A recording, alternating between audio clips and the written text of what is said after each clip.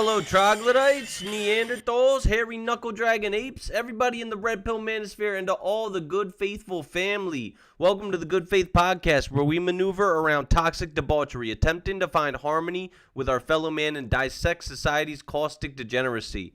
If it's a pre-apocalyptic dystopia, then, roll the blinds up, take a look out the window, because look no further, it's here.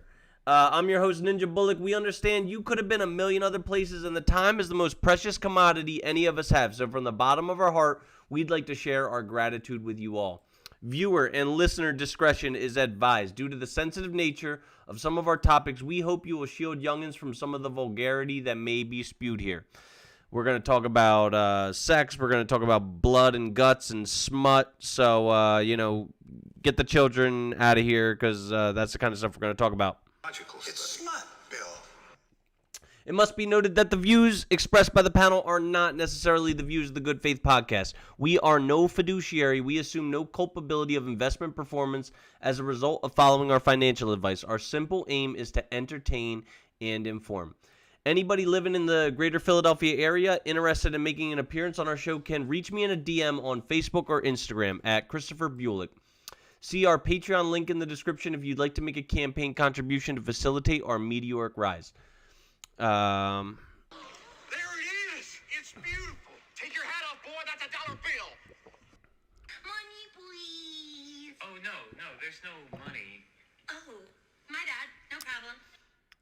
In all seriousness, times are tough. Any proceeds that we receive will be going towards paying the rent, keeping the lights on, medicating my cat with all of his health concerns, and feeding our gracious guests. Once again, if you feel you've been given value by us, it takes just a little tiny bit of extra effort to like, subscribe, hit the notification bell, so that way anytime we go live, you'll be notified and you can join us.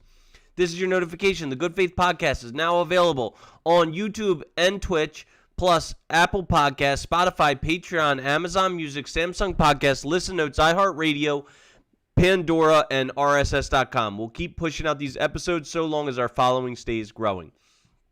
And our path to notoriety will be for the listeners to spread the good word of the pod. If you have somebody in mind who would agree with our content, if they may be informed, if they want to ridicule us, send a link to your friends and family. All publicity is good publicity. Our objective is to have a balance between the red and the blue, so if you have somebody in mind who enjoys listening to podcasts, please spread our channel. Now, the fragrance of the week is King Cologne for Men. It's a mixture of chili pepper, lavender, and Haitian vetiver. Shirt of the week is chaps. Guys, you know my motto. My motto is look good, smell good, play good. And you don't need to spend $1 million to look like $1 million. The movie of the week is Worth, because we're one day removed from, September 11th, the 24th anniversary of it. And the director of the week is Sarah Colangelo.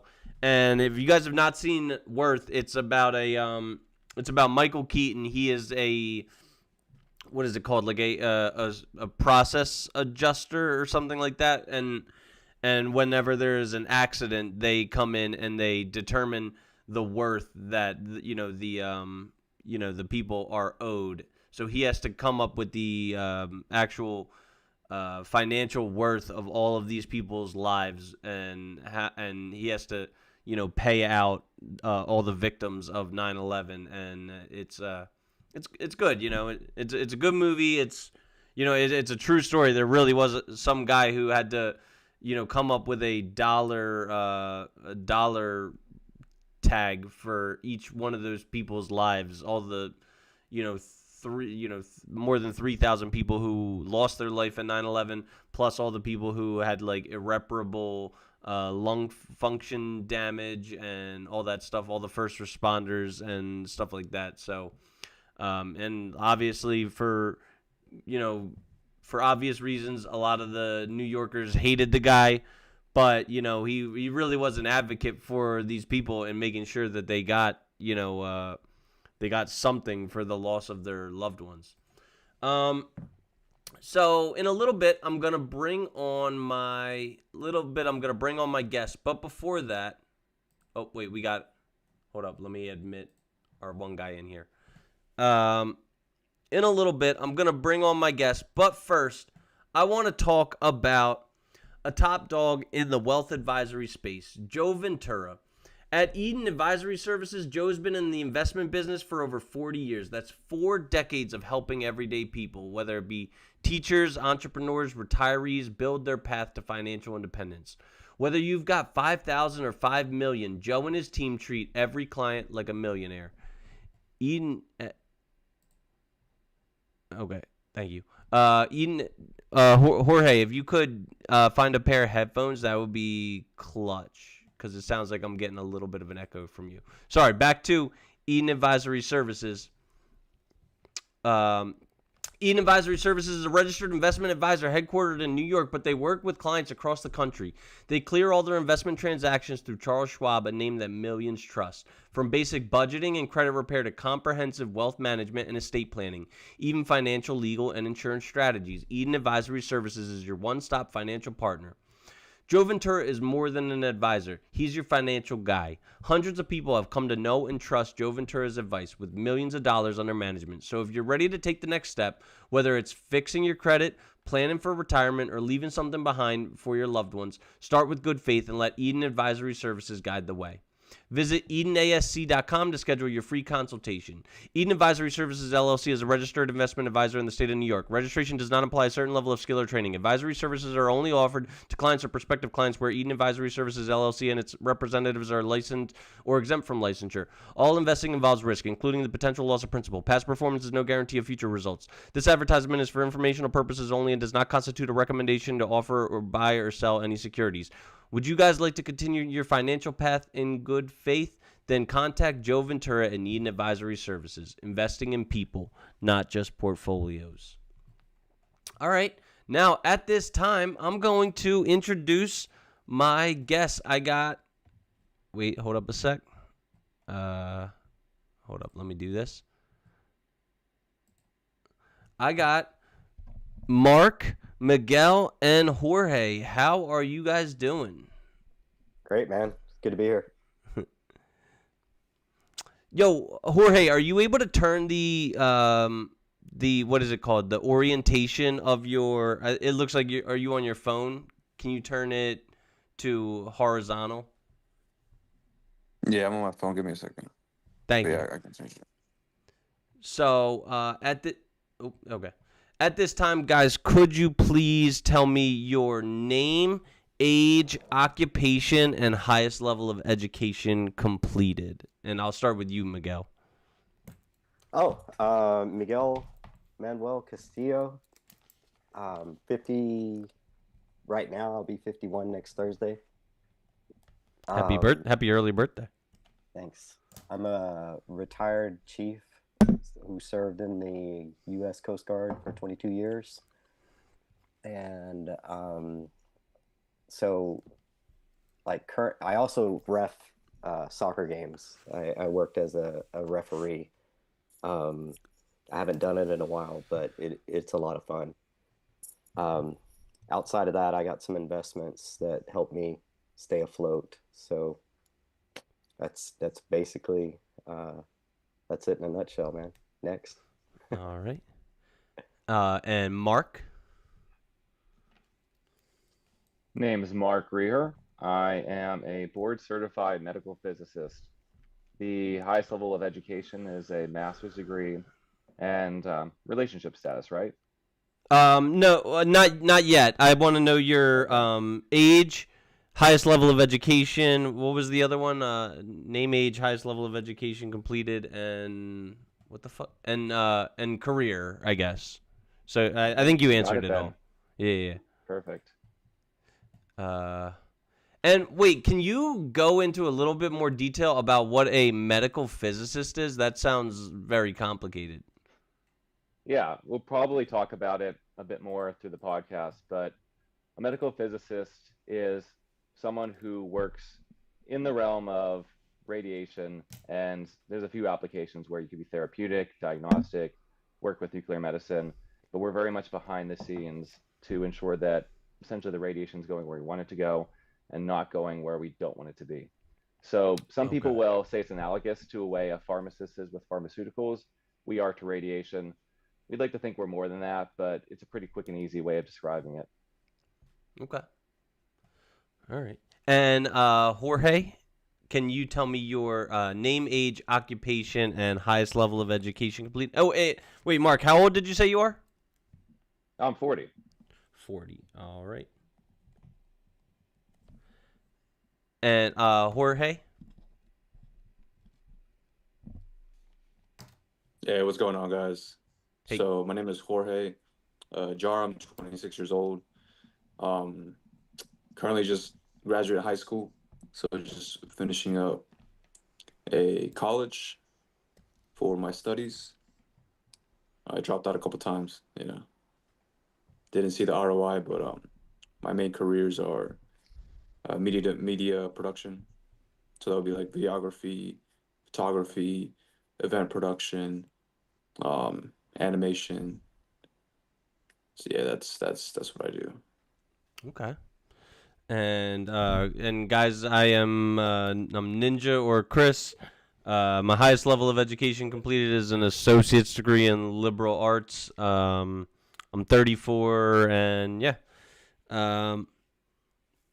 it's and like I'm not speaking of education. I'm not necessarily like not necessarily a fierce proponent of securing some like higher level education all the time. Obviously, if you're going to be a a medical physicist or something like that, if you have the brain capacity to do those like super complex operations and shit like that, yeah, I think you should have like a higher degree. But for people like me, I don't think I'm very grateful that I didn't pursue like a secondary education all that much. And I think our boy, our boy who's with the Lord now, Charlie Kirk, he was also uneducated, but he was very intelligent, and he was proof that you do not need a formal education in order to make something of yourself in this world. So, Yeah, you got a PhD, man, don't you? I got a pretty huge dick. That's the only PhD I got. Seems like it. Can you guys tell me your Instagram handle so I can put them in the show notes, and if anybody wants to like follow you there? Mine is Don Miguel Castillo. You want me to spell it out? I don't think I think I Did you got it. pass Spanish class, man? I did. I actually was pretty good at Spanish. I took it for like 2 or 3 years, and yeah, I passed it every year. Muy bien. And Mark? Keep it to English with me. The handle is just my name, Mark.Reher. It's Reeher. Reeher, you said? Yeah, Reeher. All right. And Jorge?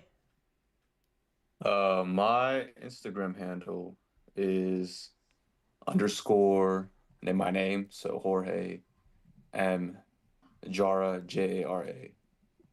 Yeah, that's pretty simple. Look, I'm so fortunate because some people have like a bit more generic names, so like they have to add like a number. So I'm lucky that I can use my whole name, aside from the underscore, right? But nobody's taken my name yet. Hey, if you want, you can just we could just say fuck it, and you could just put your orientation back to like portrait, because it's like it's coming through on my screen as like still like fucking sideways and man. shit. Yeah. My There you go. sideways. Yeah, that's fine. Yeah. All right, and can you guys tell me your relationship status and longest relationship duration? Single. I was married for spat like 6 years. That's my longest relationship. Good. Yeah. Mark. I thought there was gonna be more to that, Miguel. No, I'm similar. I've single now, but the longest relationship was probably 7, 8 years. Who's counting? And same situation. I was married and now divorced. Oh wow, okay. Oh shit, Mark. Didn't know you had Been it through the in you. ringer. Does it matter? Like I always say I'm divorced, but like I was the divorcer, not the divorcee. Okay. Do you I still wear love the how we ring have when to you go out? specify. Huh? You still wear the No, ring when you go out? no, I don't. Oh, Maybe I you should. should. I don't know. Yeah. I hope. I heard about that. I know. Well, I haven't been through that type of situation just yet. So I'm single right now. I've been longest relationship like 2 years. Okay. A good 20, almost 24 months. Almost 30, right? Almost 30. And I am single. My longest relationship was like 3 years, three or 4 years. But yeah. And Mark, you're right now in China, aren't you? Yeah, Shanghai, China. It's way too early for this too, but I got up especially to talk to all you guys. 7 a.m. right now over here.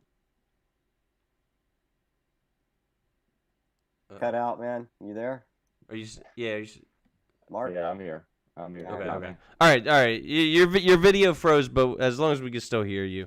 Fucking. What time is it in China right now? It is 7 in the morning, so I'm here bright and early with the both of you or all of you. I need a coffee, I think, at this point, but yeah, it's about 12-hour difference Wow. from East Coast time, so complete other side of the world. I am battling the firewall over here, so if I cut out, I'll probably be back. Yeah. But comes with the territory. And could you guys tell me your spiritual leanings? So I'll start with I'm a a non-denominational Christian. I guess I most closely associate with like Baptists and Reformed Protestants, but I consider myself just a Christian. I am agnostic. I believe there's something out there. I believe, but what has been, I don't believe what's written in these books or that like man could even comprehend what God is. I think it's arrogant to believe that we could understand that and know that. It's way outside of our realm of understanding, I believe. But anyway, I don't know. I've in my experience, like there's a lot of people that like this religion where people believe that they can do whatever they want to whoever, whenever, and everything is forgiven. Like all you have to do is ask for forgiveness and say that Jesus Christ is your savior, and then everything is gone. Like that blows my mind.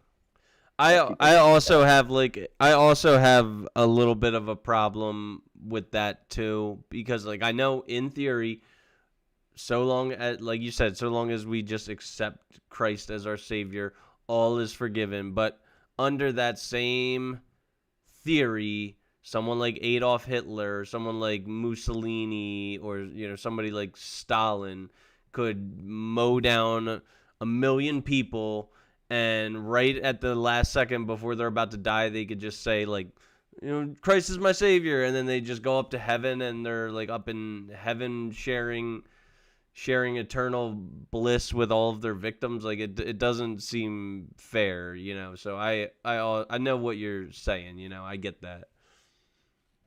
Yeah, I mean, it's very like when you see a lot of these scandals, and then a lot of the people making money off of it, and they're not paying taxes, and I don't know, man. It's a mess. Organized religion is a mess, man. But but being who I am, like, if you're asking me and we're having a conversation, I'm going to talk like this, but I don't care. Like if you want to believe in that, okay.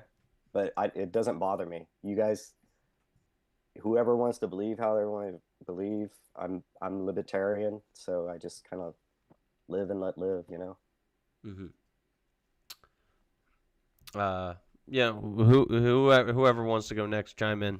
Feel free. I mean, I'll go next. Like, Yeah, I mean, I was raised Catholic, and then I'm a Catholic Christian. I mean, they're pretty similar. Mm-hmm. I just don't. I don't like. I follow. I guess like the basics, the rudimentary of the religion. But of course, when I go down to like Ecuador, like I'm in with family. Like there's certain things you celebrate, like Passover and things like that. Mm-hmm. Um, but like that's not. I'm not dictating like my.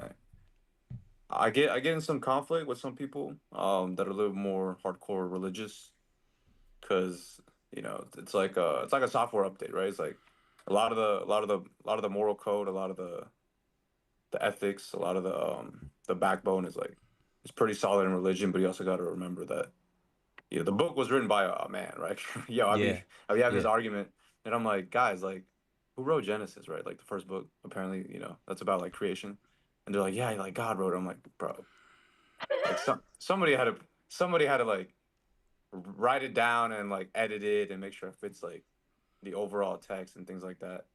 And they're just like, no, no, no, like it just appeared and like these words just appear out of nowhere. I'm like, bro, somebody wrote it down and like put them in the book, right? So at the Yeah. end of the day, that's what I'm saying. Like The claims are pretty wild. it's not 100% perfect, right? I remember describing the the Mormon religion to some Catholic girls, and they were like, "Wow, that's crazy." It's like, what about the stuff, like people coming back from the dead, walking on water, doing that? Like, just what are you talking about? You know? Yeah, like there's And some stories I take it as metaphor, right? Like some stories I'm like, okay, mm-hmm. you take it as metaphor, like I could understand that maybe the story of creation, like the apple probably represents like intercourse or something like that, where it's like, hey, you gave into your lustful desire to consummate or whatever, right? Like that is like a theory, right? It's not like Right. 100%, but that's how I take some of the things in the Bibles like as metaphor. Like, okay, like if you do like this, like if you fuck around, like you're gonna find out, right? Mm-hmm. For sure.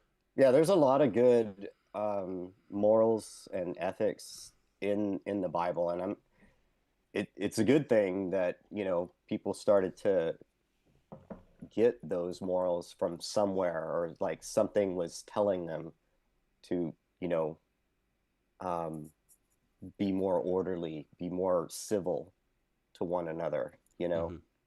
like a book of rules or something like that.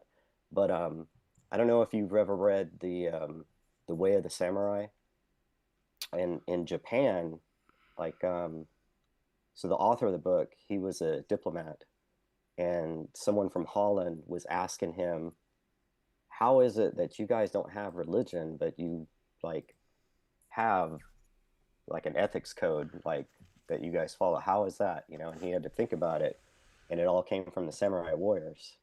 They taught generations to be noble and honorable, went through all of that. So it's interesting, right? To like it's a different system, but kind of the same way to like be good to one another, but like be honorable, you know. Yeah. And Mark. yeah. So my relationship with religion might be unique as a physicist, since going through schooling and going through the community, as I progress through my career, you find that among scientists, especially physicists, science is the religion. So it's very rare to find someone who's not agnostic, non-atheist within this type of community. And Mm-hmm. I've always been the one who I grew up in the church. So my Christian faith is very important to me. I'm non really prophesizing, whereas I don't really push it upon others to necessarily see things the way that I see it. But it's always gotten me through the hardest times in my life. and I think it'd always be a big part of my life. So very important for me, but I'm not the common. I've always felt like I was the unique one amongst the physics crew because again, it's science is a religion. We can explain everything through science, and there's something to be said about that. Where once you start unlocking the answers to a lot of the mysteries of the universe, it's hard not to really embrace that as the entirety of the explanation. But in my perspective, religion gives it some texture and depth as well. I like that. And and uh okay. So you spent a good amount of time in Philadelphia, right? Yeah, yeah, that's where I spent my grad school days over in West Philadelphia. You gotta have a faith in a higher power if you want to make it out of West Philadelphia. Like it's no joke there. Yeah, I was telling Chris off the podcast that the very first day I moved into Philadelphia, I was just fresh out of school and getting into grad school, and I was in a house full of these Teach for America teachers. Day one of these guys is walking home from school. I think it's maybe 1 o'clock, and this teenager runs up to him, puts a hand in his chest, points down. He's holding a gun right against his chest and saying, "Give me everything you have." And the kid was so confident. He told him where he lived. He's like, I live 2 blocks away at this street. If you want your stuff, come find me. And that was day one at Philly. I mean, it's a place that, yeah, you need a higher faith to survive. But Philadelphia is a cool place. There's a lot of diversity there, a lot of strong, I think, neighborhood bonds that I really appreciated when I was within Philadelphia. So That's I haven't LA. been back in a while. That's LA too, man. Yeah. LA has a different feel for me. So I always compare like East Coast, West Coast. East Coast, you're very much around people. I think New York that are very unlike you, and you're forced to be around them. And when you're out in LA, people self-segregate quite a bit, and you have the ability to because everything's so spread out. So I don't think you have the same aspect of being forced around others on a day-to-day basis, like say in New York would on the subway.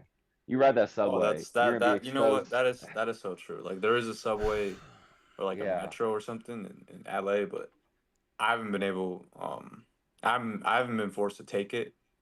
And even when I've kind of like looked at it, like I mean, there's like a station South Central, and then like I think one Santa Monica, but I don't think it crosses. Like it doesn't even go through Beverly Hills, so like it doesn't go through everywhere. It doesn't, what I mean? It doesn't go through certain areas where, like the metro and like the subway in New York, where it's like if you want to go to Harlem, you can go to Harlem. If you want to go to Staten Island, you can go to Staten Island. If you want to go to like, if you got to go to the financial district, like you can do that all through the subway, right?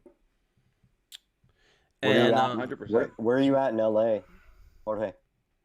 Right now I'm Riverside, but um, where I live is Culver City, so Oh, it's in the okay. middle. It's like 15 minutes away from Hollywood.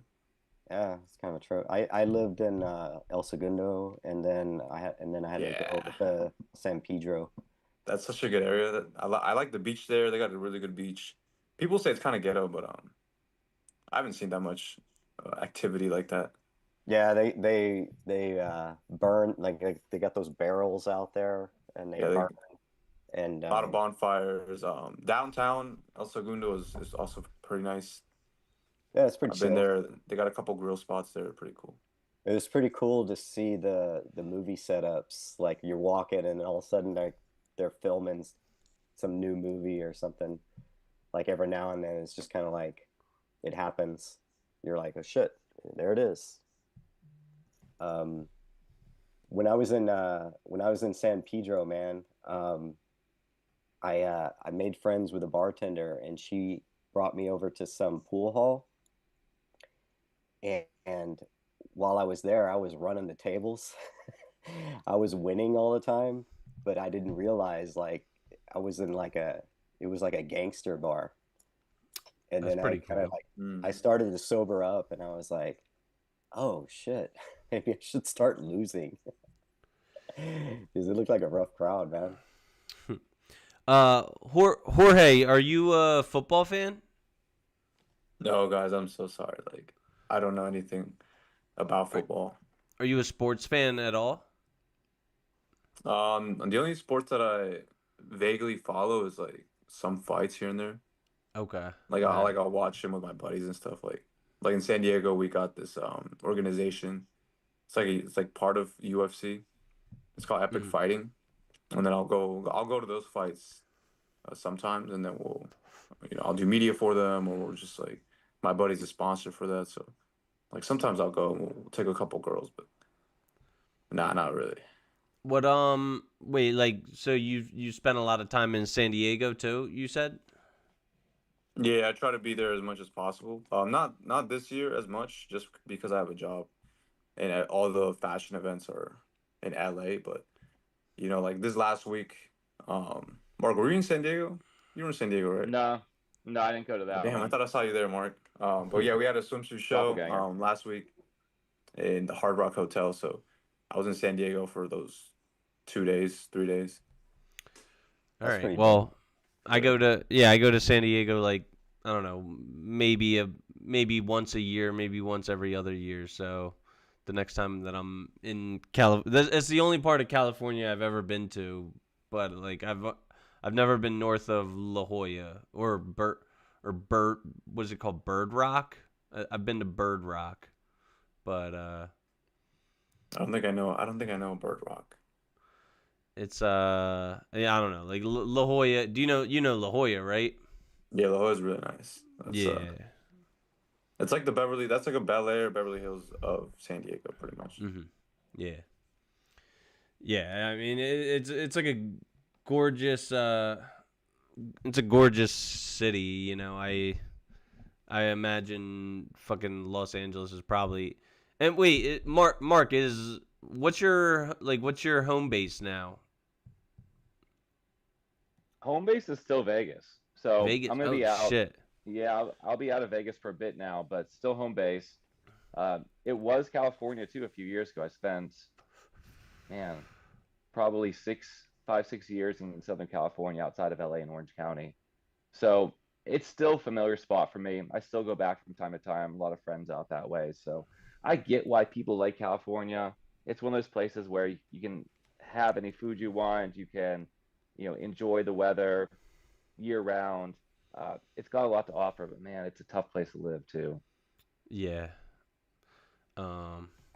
Yeah, All in the right. summer the fruit is awesome over there Mhm. in California, like the strawberries and the melon, and it's amazing. Yeah, the Dole ships come right in the port of San Diego. There's always like a Dole freighter that's like dropping off I don't know oranges and bananas and shit. Or to ship out. I'm talking about Yeah. the Okay. local fruit where they Yeah. grow it Yeah. there. Like it's delicious. Yeah, Central Valley, California is huge on agriculture, and that's the Mhm. funny thing about the state is, you see the LAs, the San Diegos, the San Franciscos, but a huge chunk of the state is just very agricultural based. And they put out a Farmland. lot of produce for the whole country. Yeah, different vibe out that way too. It's very conservative. See, that is Yeah. that is right now what is trending a little bit is like I've seen it on TikTok a couple times. If you want to go find, apparently, if you want to go find a girl or a guy to date, like a lot of people are hitting up the farmers markets and the Mhm. run clubs. So that's been a strategy that I've seen on TikTok. Mhm. Hmm. That some people are like, instead of going to the clubs and like party scene, they go to the farmers market and trying to find love there. What's So. up? Get you a beeswax candle over here. Yeah, they go look for candles and shit. Like, I mean, I've seen some like more attractive people at the farmers markets, but there's a lot, dude. There's so many. There's like one by Santa Monica, there's one by Venice. There's one in downtown. I don't think there's one in Beverly Hills. There's one in Hollywood, and there is like probably another one up in Glendale, man. But yeah, there's quite a few spots if you're lonely. I tend to wake up late because I'm always awake at night. Like I'm more of a night person, so like I usually tend to miss um, those outings. Wow. All right. So guys, in honor of fucking, or well, in disgrace of this dude Tyler Robinson, who fucking gunned down a a national patriot and was apprehended today. Let's start off.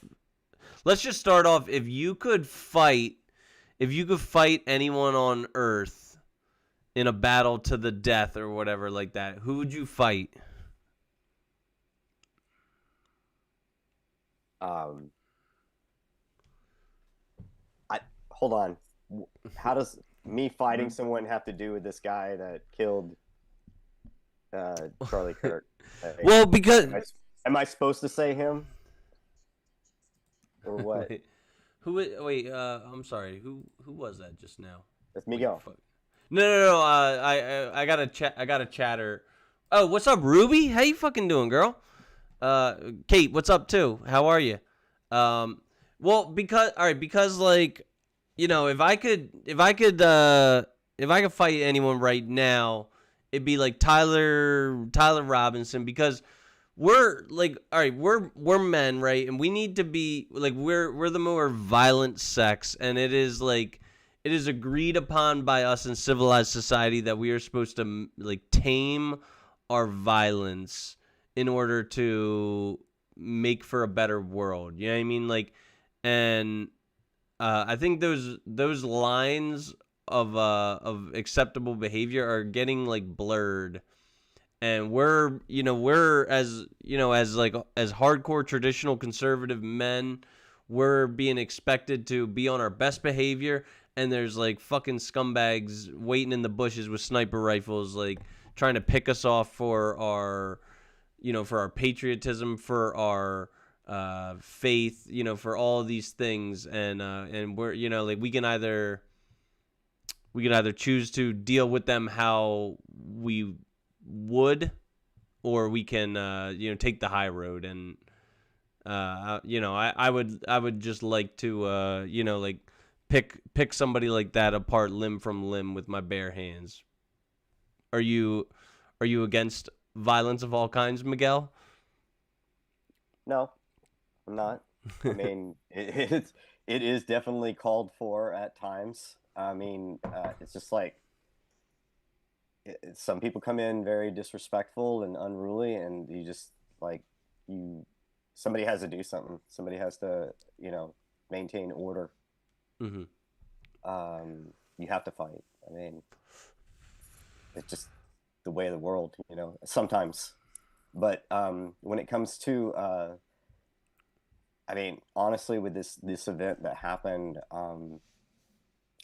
it's awful. It's terrible. But I didn't know, like I didn't know who this was. I'm sorry that it happened. It's awful, but yeah, no one should get murdered for coming out and giving their opinion for something that's psychotic. Mm-hmm.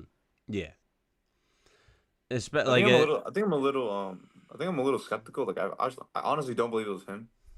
Maybe it'll come out that he actually has some motive, but the only thing that popped up, which I saw on Twitter, was like he debated Charlie on something like a couple months ago, and I saw that too, but I think it might have been misinformation. I'm not exactly sure about that. Yeah. What's the atmosphere like over there, guys, right now? I mean, coming from this happened when I was on my flight overseas, so I didn't hear about this until I landed. But it is making international news. I'm seeing it on the news channels over here as well.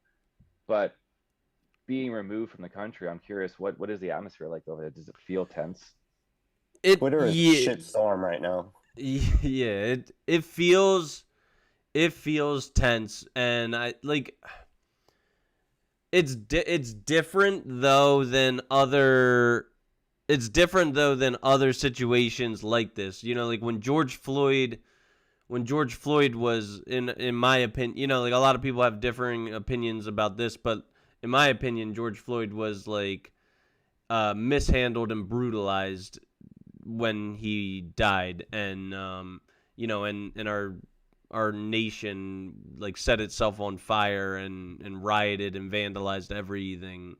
Like now we're just kind of like, especially as the like there's this perception amongst like white Christian cisgender males that we're the oppressor and we're the colonizer, and like it's kind of like I don't know. You don't see much of this violence being enacted upon us, and so we kind of have to like we could either stoop to their level and set everything on fire and vandalize everything, or we could like act with a higher level of decorum and shit like that. So I think that's what a lot of the like conservative movement is choosing to do. But it's very troubling because it's horrible that he lost his life and he was assassinated in the way that he was. But what really pisses me off is like all the people taking to TikTok and just like being really disrespectful about this kind of thing, like laughing about it and joking about it and cheering on, I think that like I'm glad like no one's rioting. I don't think you should wish that Yeah. this should be going on. Yeah. It's but this man's he basically like he's going to be a martyr. His name is going to be announced during the State of the Union. The midterms are next year. I think the bigger prize is winning a lot more seats and having more political control of the government. That's what's going to happen. I like again the freaking tragedy. Like I don't wish that to happen to anybody, but that's going to be I believe that's going to be the outcome, because the Democratic Party, man, like I think I was going third party for a lot of my like younger life, and then after the Iraq war, I didn't know like how to stop, like I knew that was wrong to go. Like I felt like that was false premises, provided the evidence or lack thereof. And we had never did a preemptive strike on a country ever before. And the fact that people were confusing like Saudi Arabia with Iraq, or like, I don't know, it was just kind of like no one, I felt that the only place where I could team up with that was against what was happening over there was the Democratic Party. And so my politics were leaning left for the longest time, up until like I think it was like the Hillary campaign, where they were fucking over Bernie Sanders with the debates and stuff, and he wasn't getting a fair shake. And like I was like, you guys, you call yourself fucking like Democrats and you stand up for free speech, and you like, what the fuck is going on? And it just got so more like, I don't know. I just stayed away from him, and I'm kind of like, I'm lost without a political party, right now. Yeah, I was more left leaning for my entire life up until like honestly like up until two days ago. Over the past 6 to 12 months I've been getting pulled right, because I think there are a lot of issues that are like just really fucking like common sense, like the fact that there are two biological sexes and the left cannot seem to understand that. The fact that honestly, that's the biggest thing for me, is this like this transgender movement is they're taking these ideologies into our public schools, and they're teaching our children that They can be whatever gender they want to be. Here's some permanent hormone altering supplements. And if you want to mutilate your body with with surgical, if you want to surgically remove your genitals, that's okay. And like I do not think that it is all right. And I think that Charlie Kirk was like one of the pioneers at the forefront of telling these crazy liberal whack jobs to their face the error of their ideas. Are you guys familiar with the concept of the Overton window? I hear it all the time, and I have like a general Yeah. gist of what it is, but can you like elaborate a little bit? Yeah, and I might do it disservice, but generally the Overton window is essentially the acceptable stances and dialogue in public discourse. So we always talk about the shifting Overton window on topics that may have once seemed extreme now seem acceptable. And you can go back 20, 30 years and hear what some of these politicians were saying then, and it's in direct conflict from what they're saying now. Mm-hmm. So even within a politician's own career, it shifts. What I'm seeing, if we're going to talk politics, is that there's not a single Overton window now.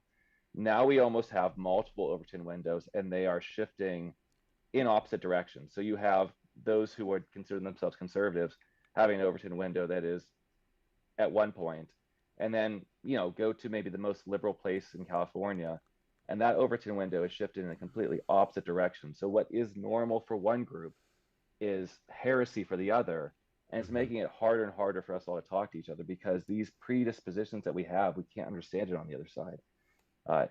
And for what's worth, this is one thing I respect about Charlie Kirk, is he did go out there and talk to people, and that's some way that we can try to find common ground or understanding or dialogue is to actually communicate, as opposed to just staying in our respective camps. Yeah. But I don't know how you solve this, how you bring these two windows back into alignment. Well, I think, like, unfortunately, I think there's going to need to be some fat that is trimmed. And like I said, it's unfortunate. Are they a marginalized community? Yeah, but like, unfortunately, I see the trans community as this fat that we can all agree on needs to be trimmed. And I'm not saying that they don't exist. Like, are there people that have gender dysphoria? Sure. It needs to be classified as a mental illness. If somebody comes into their high school and tells their teacher, and let's say like a young girl is 120 pounds. She goes into her classroom and tells her teacher, "I'm fat. I'm obese. I'm gonna starve myself." They would take I would hope they would take the proper precautions to shield her from her body dysphoria or body dysmorphia. I'm not sure what the difference is, but if a young girl who's 120 pounds comes into her high school and says, I'm a man," then they're just supposed to affirm her delusion. Like, I'm sorry, that's what I think it is. It's a delusion. You are detached from reality. The objective facts are that you are not a man. Like, the objective facts are that you are not obese. And so we should not be affirming their delusion. We should be, trying to come up with therapeutic interventions that can de-escalate them from a state of, delusion. That's just my opinion, though. Yeah, man, but sharing that perspective, so this is within the Overton window that you hold. Someone on the other side could see that as a terrible, deplorable way of thinking. And now they would want to see, this is what happened. Now they want to take action against you because what you're expressing is absolutely outside of their worldview. Yeah. And we've heard about polarization in society for a while, but I mean it's at an extreme point where we just can't understand each other at this point. I'm curious what the other guys think. Well, I know that we need you can't just have one party. Yeah. Like, the Democratic Party needs to find some strength somewhere and have some, those discussions about, like, are we accepting everybody? Like, of course, like, we're going to be understanding of people and their concerns and stuff. But like what Chris was saying with the whole transgender thing, like, is that the hill you're gonna die on? Like, you're gonna sacrifice all your political control because of that? Um, you gotta figure these things out. We need more than just one party, and I wish there was more that had I, more I, power. I think we need more than two parties, actually, because I think that if there could be, because I think more agreement and less polarization could take place if there were like three influences on thought. If you just have two, it's such a binary thought.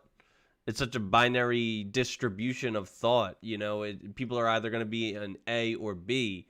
But if you add a C, then there could kind of be like more more like agreements to be had on these like polarizing topics.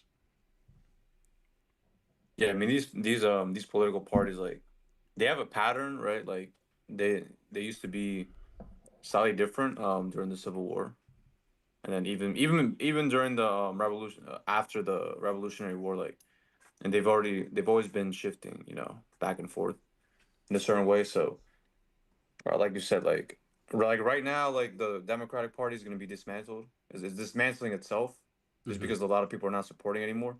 And the Yeah. thing, to a degree, is going to happen with the Republican Party, due to the fact that, a lot of people realizing, okay, like, some of the members of Congress and the House of Representatives and the judges, like, supposedly are Republican, but they also, seem like they work for, like, the deep state, or are bought to a certain capacity, right? So, that's why, even with me, like, okay, some of us voted Republican, but, last few months have come out and be like, okay, a lot of Republicans are not supporting, not even want to support Trump, right? They want to support, like, whatever was underneath, whatever the agenda was underneath, that also the Democrats were supporting, like, that is just one big party, to an extent. So, yeah, like, I think within the next 5 years, we're just gonna see a redo of both parties, right? Because a lot of people, a lot of Americans are losing trust in both parties, because they're like, oh, we're voting Republican, but the Republicans want to go to war, or, like, they want to support another country, right? And the Democrats are supposed to be representing this idea of, liberalism and free speech, but they want to act in a Cancel completely, people. yeah, they want And to act in a manner that completely contradicts whatever, you know quote unquote liberalism is supposed to be, right? and our government showed a distinct capacity to cooperate when it came to covering up like the ring of fucking elite pedophile. Oh, I'm not supposed to say that word. Sorry.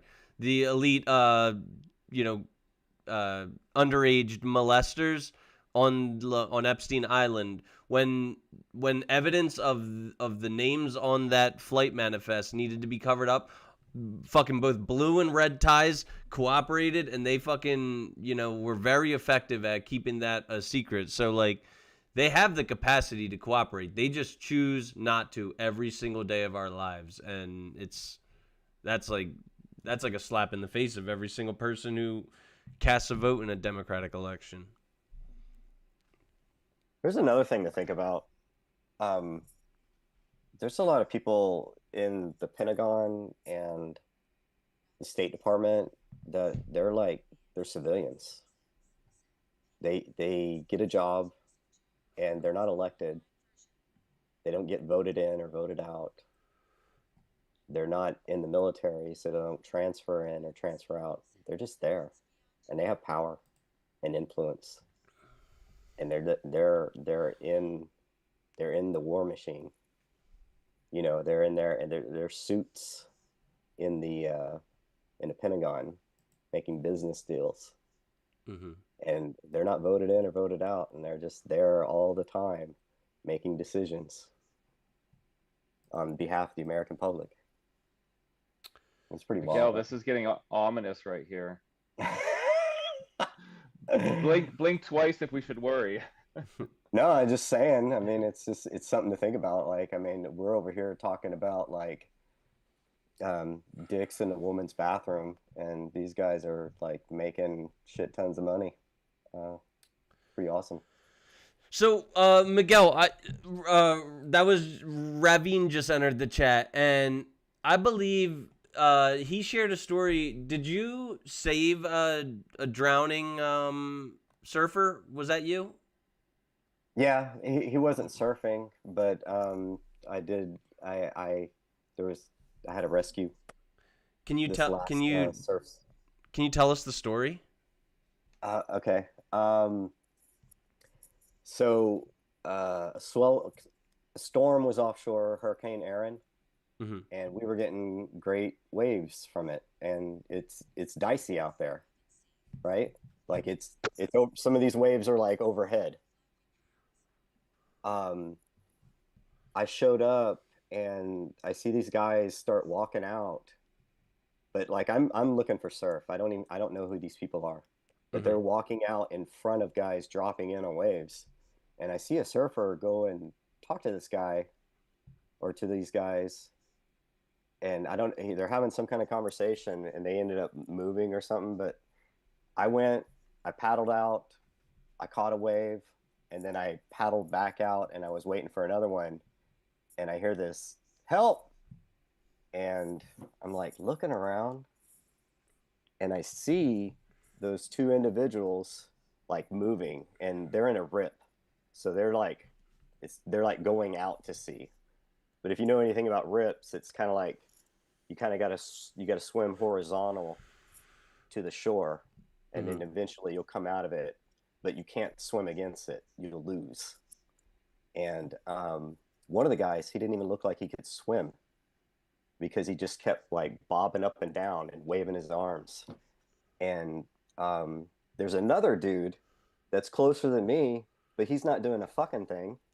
He's just sitting on his board, like trying to catch waves. And I'm trying to like process, like, is this bullshit? Like, what the How fuck are these dare guys you? doing? Yeah. So I'm like on my way there, and I see the friend catch up to the other guy, and then the victim, he's panicking way too much, and so the friend has to like break away, and he's just watching his friend go like can't swim, you know. And then I finally like catch up, and the guy sees me, but he goes under, and his hand is still up, and I just grab his wrist and pull him up, and then I'm trying to get off my board, and he gets up, and he like pins me to my board, and I just look over, and I'm like, it's all right, man, just breathe, catch your breath, man. You're just relax. This thing floats. My name is Miguel. I'm in the Coast Guard. I'm going to get you to the shore. But for the time being, just catch your breath. And while you're doing that, I'm going to explain how we're going to do this. And so after a while, I get him on my board. And then another guy comes like over because like this guy was yelling for help, you know. And so like there's like two other surfers that come over, and one's helping the friend. Hmm. And this other gentleman, he's telling me that because I was on a Navy base, he said he was with the rescue squad. He works with them, and he goes, "I'm trained to do this. I can get him in." He goes, "But I want to use your board because I had a long board." And I was like, "Yeah, I don't want to do that." Because you know, like getting through the surf with another person, it's a thing. But I mean, I would have done it, but not like he did. He basically did tandem surfing. Have you ever seen that? Hmm. It's like you almost have your fucking face in the other person's ass when you're doing that. And I was all like, no thanks, man. But I was just gonna swim from the back and push the fucking board in was what I was gonna do. But he got him in, and then he brought my board back. We traded boards again, and then we talked for a little bit, and we're like, what the fuck are those guys doing out here, you know? And then then we surfed and caught more waves, and that was it basically. They Well, lived. that's awesome. My man, that you were there. I know you might not believe it, but I think that you were sent there from God to save his life. And if you might not have been there, then who knows what might have happened. It's wild, man, because it was in the evening, and I usually only surf in the morning. But like, it was so good that I had to go check it, and it really wasn't that that evening. It was kind of like, I don't know. It's Sunday, AshCon. I could be on that call, or I could go surf. I was already there, and I was like, fuck it, I'm gonna go surf. So yeah, right place, the right time. Miguel, that's such a surfer thing to do too, to swim out there, dramatically rescue someone, have another guy bring your board back, and I'm like, yo, let's just catch some waves.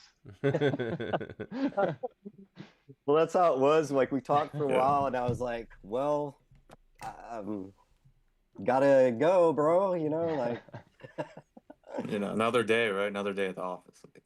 yeah, basically. But it was I was, and then I posted on my stories. I was like, hey, if you're not really comfortable in the water, please don't, like, now is not the time to learn. Because what happened was they were out on the sandbar, and then the wave came in and crashed, and then pulled them out, basically. Um, I had that, like, almost, like, I was sitting there with talking to my sister, and my son was like playing in the sand, and and I was trying to watch him, and my sister was saying, "Oh, you're helicopter dad," da da da da. And then I walked away, and then when I was coming back, I just happened to be there, and this wave, like just a sneaker wave, came in, and it knocked my sister over, and I had, like, just yanked my son up like, before he got sucked out, man. Um, I mean, people, what happens a lot is that people always want to go and check out the ocean. People that they don't live on the coast anywhere, they want to go see it and check it out because they've always heard. And then they get there, and um, if it's not a good day, then, like, the ocean will kill you. That happened in Yeah. Oregon a lot too, where people just they would wander out there, and they didn't know, like, the tide comes in, like the tide would go way out, and they would go exploring, and then they've gone too far, and now they're screwed. They're fucked. We picked up a guy off a cliff wall one time. He was there overnight, and the swimmer said he came down, and he, like, hooked the guy in, but the guy just had this death grip on the wall, and he goes, "Sir, you're gonna have to let go." And the guy goes, "You got me?" And he goes, "Yeah." And he goes, "Are you sure?" He goes, "Yeah, I got you." He's like, "Because I've been here all night, man. I ain't not gonna fucking go out, like, in the last second, dude." And he's like, "Yeah, I got you. Let's go." And they brought him up into the helicopter and brought him back. But that's what happens a lot, is that people that aren't, they don't know about the water, they don't know about the ocean, um, and it's dangerous. So I think that's what this was a case of. They just didn't know. Mother Nature will humble you.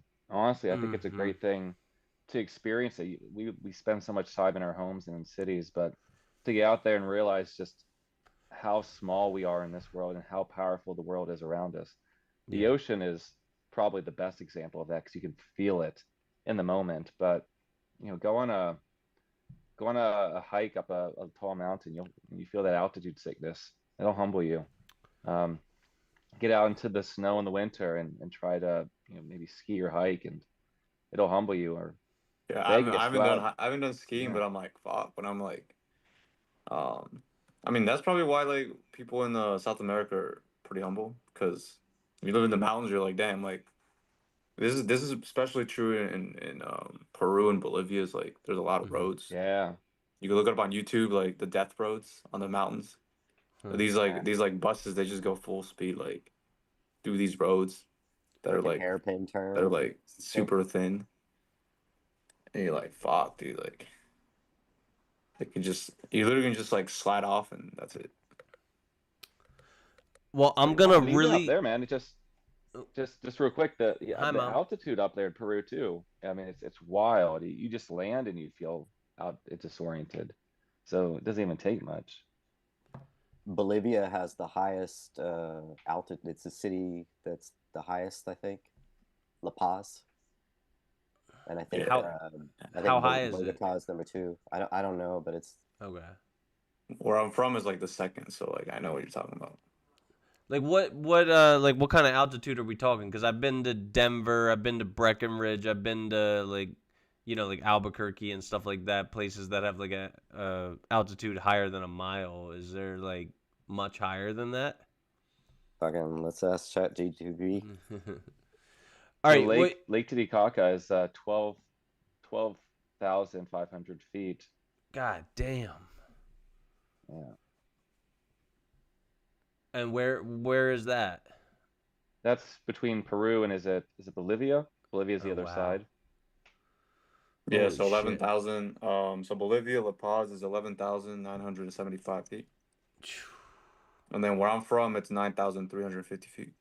Wow. So more than 2,700 meters. That's fucking crazy.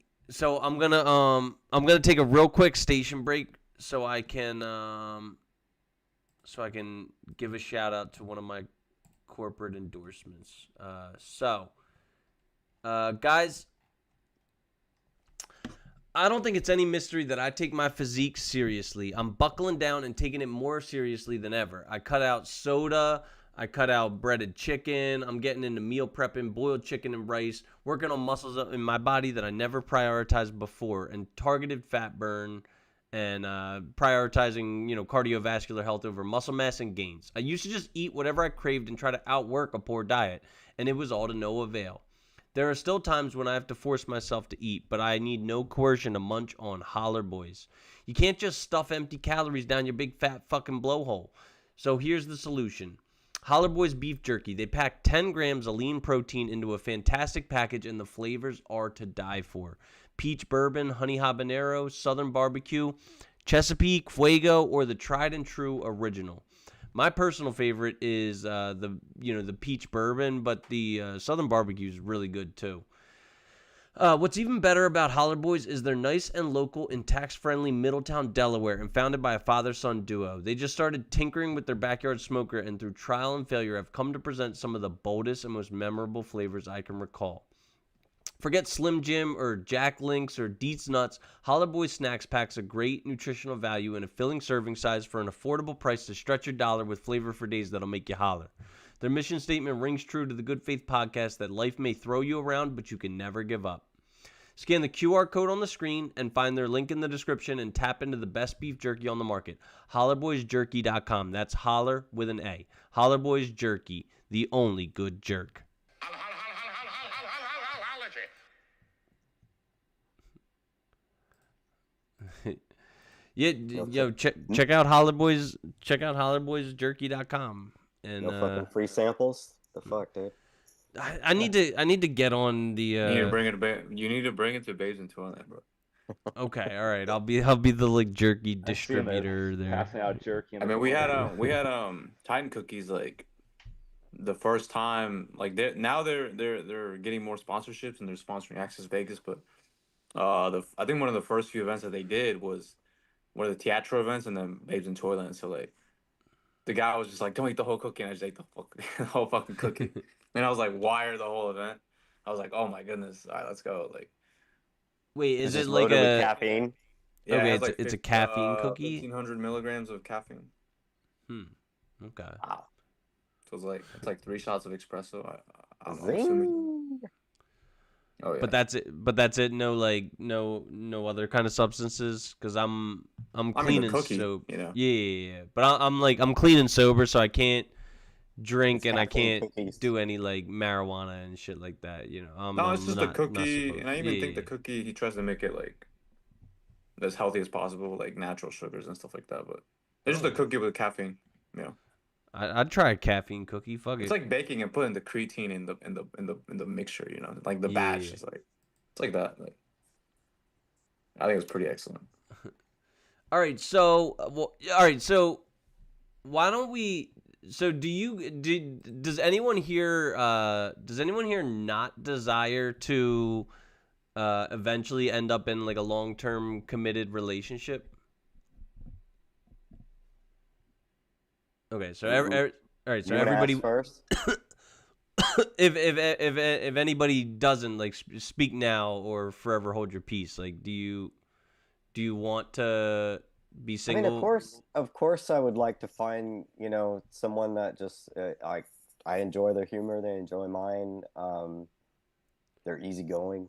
Hmm. Uh, you know, that'd be nice. I don't know, like, I, I don't. I'm probably not gonna have any more kids. Yeah. Yeah, Um, if you guys already been married and have kids, like I think you guys are yeah. have a I different mean, perspective. I may sell my sperm. That might. I do have good looking kids, so I have a great portfolio I can put together, and that might be an He option. said portfolio. Proof is in the pudding, guys. These kids came out with all four They limbs, look good. all the fingers. No mental diseases. Just know that your kid will probably look like this. You know, if it's a woman, right? It's gonna look a little more like you, but Oh it, yeah, this is the standard right here, guys. yeah. My daughter Have looks. y'all seen those fertility clinics where they essentially women go to choose a donor, Hmm. and the amount of information they have on these guys is absurd. Yeah. Uh, as an anecdote, I knew a girl who was looking to just have a donor so she could have a kid, and she didn't do it. But the way she decided who she was going to go with was she listened to their voice. So even these guys will submit voice samples to give a feel for maybe how the kid may come up 20 years from now. Hmm. But Miguel, man, it sounds like you're on your way. You just need to have a few voice recordings, put that portfolio together. I think you might have a winning combination. I don't. Maybe, man. I don't know. Maybe, yeah. Hey, listen. I'm gonna Future. send y'all my podcast, and I'm gonna send y'all like my album, my single. Y'all can make your mind up of that shit right there. Um. Also, like, with the dating market, man, it's. I mean, the 56% divorce rate, uh, and like people aren't getting married, and then, like Mike said, like half of the 44%, is like, or half of those marriages are not good, so they're miserable. So it's like really 22%, and it's just like I don't. Yeah. Guys, It's it's like CJ Sparks, right? She's like, look, I have a chance, right? What I have a 1% chance. I still have a 1% chance. yeah, there's Like, that $5 million. too. You just gotta make $5 million. I know I have a 0.001% chance now, but I still have hope. You know, it's like that's still not zero. All right, so in honor of CJ Sparks, I want to put you guys through the delusion calculator because I believe that's what she's talking about when she talks about a 0.05% chance. So does any brave soul want to be the first to have their delusion calculated? Is it our delusions Mine's gonna be like Yeah, or mine's probably it like is your. 11% or something. I'm gonna grade your delusion. How delusional you uh, are in expecting to find a life partner.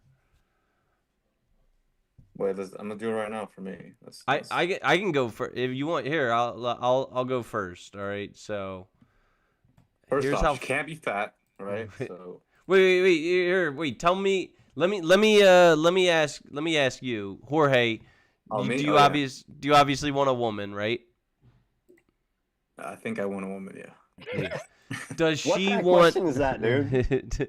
I'm not gonna assume his But look orientation. to elaborate a bit further, like I'm kind of in between, like in between being jaded of like, hey, it's possible for me to have a relationship versus not me being able to Yeah. have a relationship because when you like us in MOA, right, we have good examples. So if you have somebody that's like, oh, okay, like us as men is like, okay, um, somebody like Rolo that's, in his 50s, 60s, and he's very fit. You're like, okay, this is possible for me to be, fit and have a good career and be married at this age. So there's like a possibility of Hmm. that. But also like me seeing how the current landscape here is in America and Europe, I'm like, it's totally fucked, man. Like I Well, saw this TikTok, of this guy like of uh of this documentary where the guys go to the Philippines and like yeah. where they have like 7, 8 kids and then they just like do the order brides and I was like, shit, man, some people really got to do that because some guy paid like 2,500 British pounds to like this lady that had like 9 kids. He obviously picked a really pretty girl, and I hope the guy's like not a simp, right? He doesn't get scammed.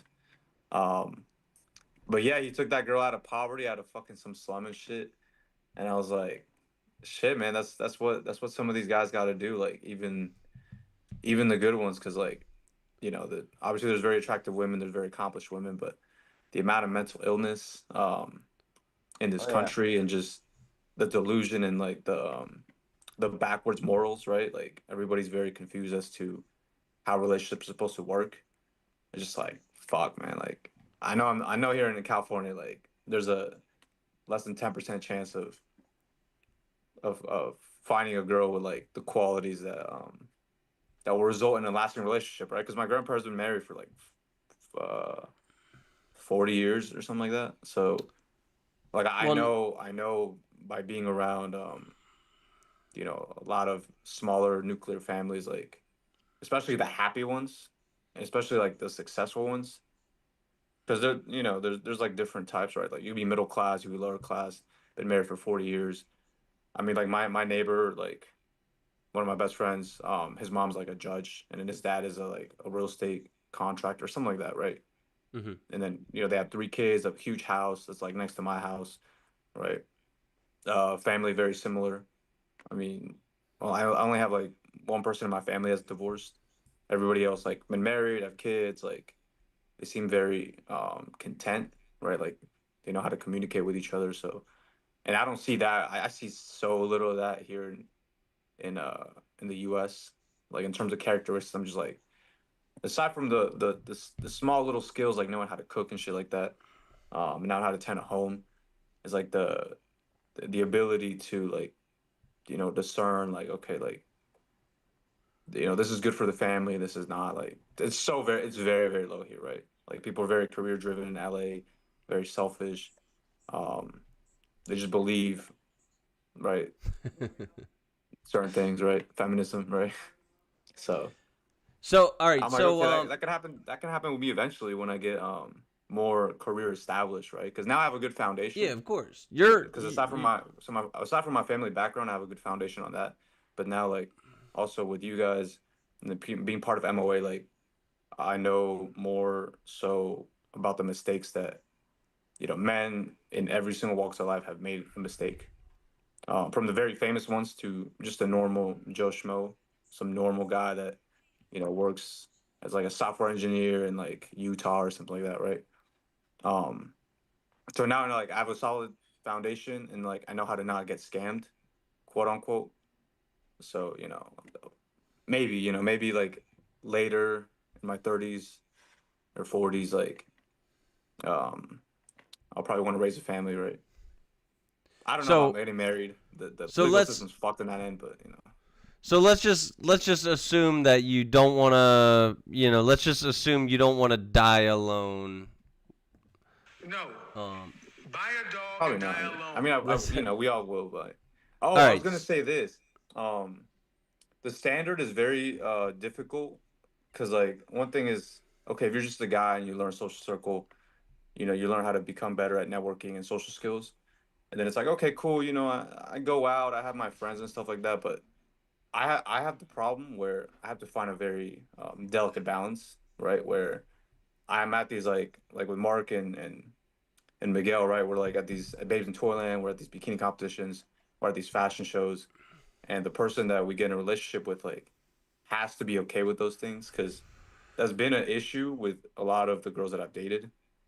It's like I get not going out to like ratchet parties all the time, like, but the girls that I've dated, like they're like, oh, you need to become more serious in your photography, videography. Like they're even trying to shame me for going to like a pageant. Be like, why are you going to a pageant?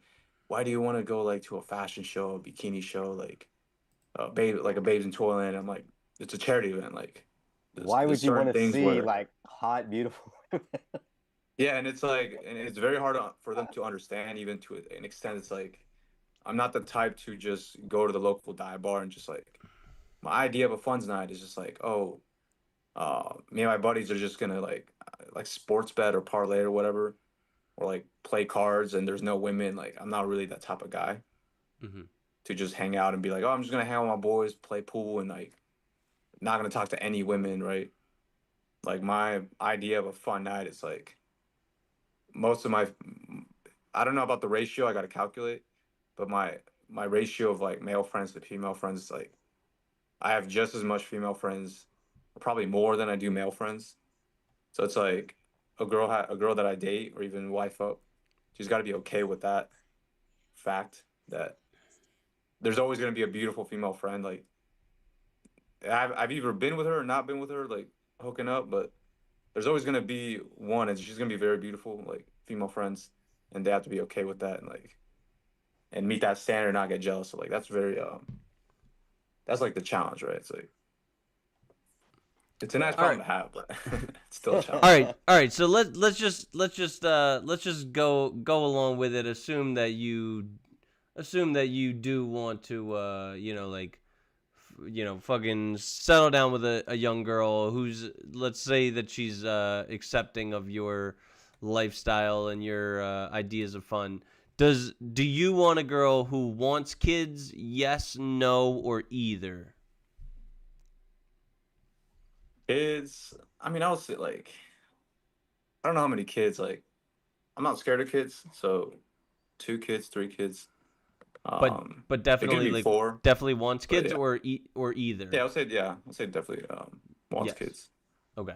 And what is your age range for a woman that you would settle down with for the long term? Age range, I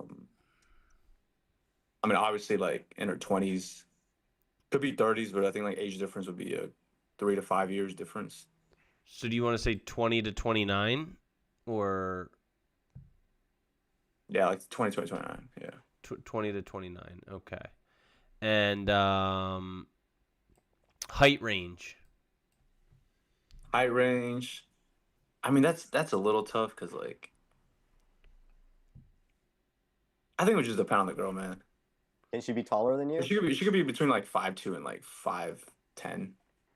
Like I've dated a Okay. girl that's like 6 foot, so like, and then like some of the girls I've dated like in South Latin America, they're all like 5'3", 5'4". So I And don't how think how I don't think how height's super. how tall are you? I'm 6'4", and then with shoes I'm 6'5". Good for Like, you. I don't have that problem. Oh, you're Okay. 6'4"? Yeah. Damn. Jorge, yeah, do you good- want good your for you. kids to have the same height advantages that you do? I mean, they're most likely going to have like a height advantage, right? I mean, if you marry one of these 5'2" baddies, maybe not. Maybe they're going to be somewhere in the middle. Yeah. Well, my grandpa is he's 6'4", and my grandma is 5'3". Oh wow. And like Okay. my uncle is 5'5", and my mom's 5'11". So like, it's a probability at that point, It's like, 100%. yeah. And do you care about what kind of income that she makes? Income? No, not really, man. I just don't want her to be useless. Like, But she could yeah, theoretically make $0 a year, and as long as she like brings other value to the table, you would like consider her for long term potential. yeah. Like she just doesn't have to be useless Yeah. because like I know how to do things for myself. Like I know how to cook food how I want it, and I know how to like clean and just take care of my own space. Hmm. I mean, I know how to do those basic things. But a standard that I kind of thought about it was like I'm not the type to take business trips, but my dad was he served in the Navy, so like he was deployed a couple times, right? So, you know, Obviously, my mom wasn't completely ready for that all the time, but the certain standard has to be like, hey, if I have to leave for like a weekend or a week, like the house can't burn down, or you can't be like, oh, I was lonely and like you left me, like, and that's why I cheated. Is like you got to be self-reliant to that degree where it's like, the house not gonna burn down if I leave for a week. Okay, and so do you have any ethnicity parameters, or can she be any ethnicity? She has to speak Spanish, man. So she had, cause, uh, what the fuck? This is so fucking racist. I must be on like a different one. This doesn't even have Hispanic. What's this bullshit? Do you want to say? Calculator? Mine is. Yeah, I got I'm on 3%, keep. guys. Wait, what hair color? Any? It doesn't matter, man. For me, like, obviously she can't be fat. She's got to be relatively attractive. I want to Religion. Can say. she What have blue about hair? what I've just, about I've just had I've just had a no conflict blue where hair? like with girls that are not either like some sort of Hispanic or can't speak Spanish. It's Uh, like I speak a lot of Spanish, so she got to be able to speak Spanish. Can she Um, have any religious denomination? I mean, I'm not marrying a Muslim girl. If that's what you're saying. I'm not marrying a Jewish girl. Like she can be Okay, so Christian or Catholic or she's got to even maybe be agnostic, but it has to be Christian. very similar, right? Okay, Um, yeah. And what about a smoker? Are you okay with a smoker? like cigarettes, probably not. Like it has to be mostly Okay. good habits because I've Yeah. like my one of my exes like didn't do drugs at all. I mean, she Hmm. drank rum with me, like we drank whiskey and stuff. Tequila, like when we were celebrating or at a party or something. Um, but she was also like lazy. Like she didn't even know how to swim. And like when I tried to get her to the gym, like I was getting in shape. She didn't even want to come with me. Like I was like, "Oh, you want to go Yeah. hiking? Like I'm gonna go hiking with my dog." Like there's always like an excuse for that shit. So even if she smokes weed, like or likes to drink margaritas, like it has to be a healthy lifestyle to that extent, or even that openness to be like, okay, like because I like very much like like Don Miguel, like pretty much like, hey, let's wake up at 6 a.m. Let's go surf, like what I'm saying. If we go to Hawaii or something, like let's go, nature, kayaking, like Be active.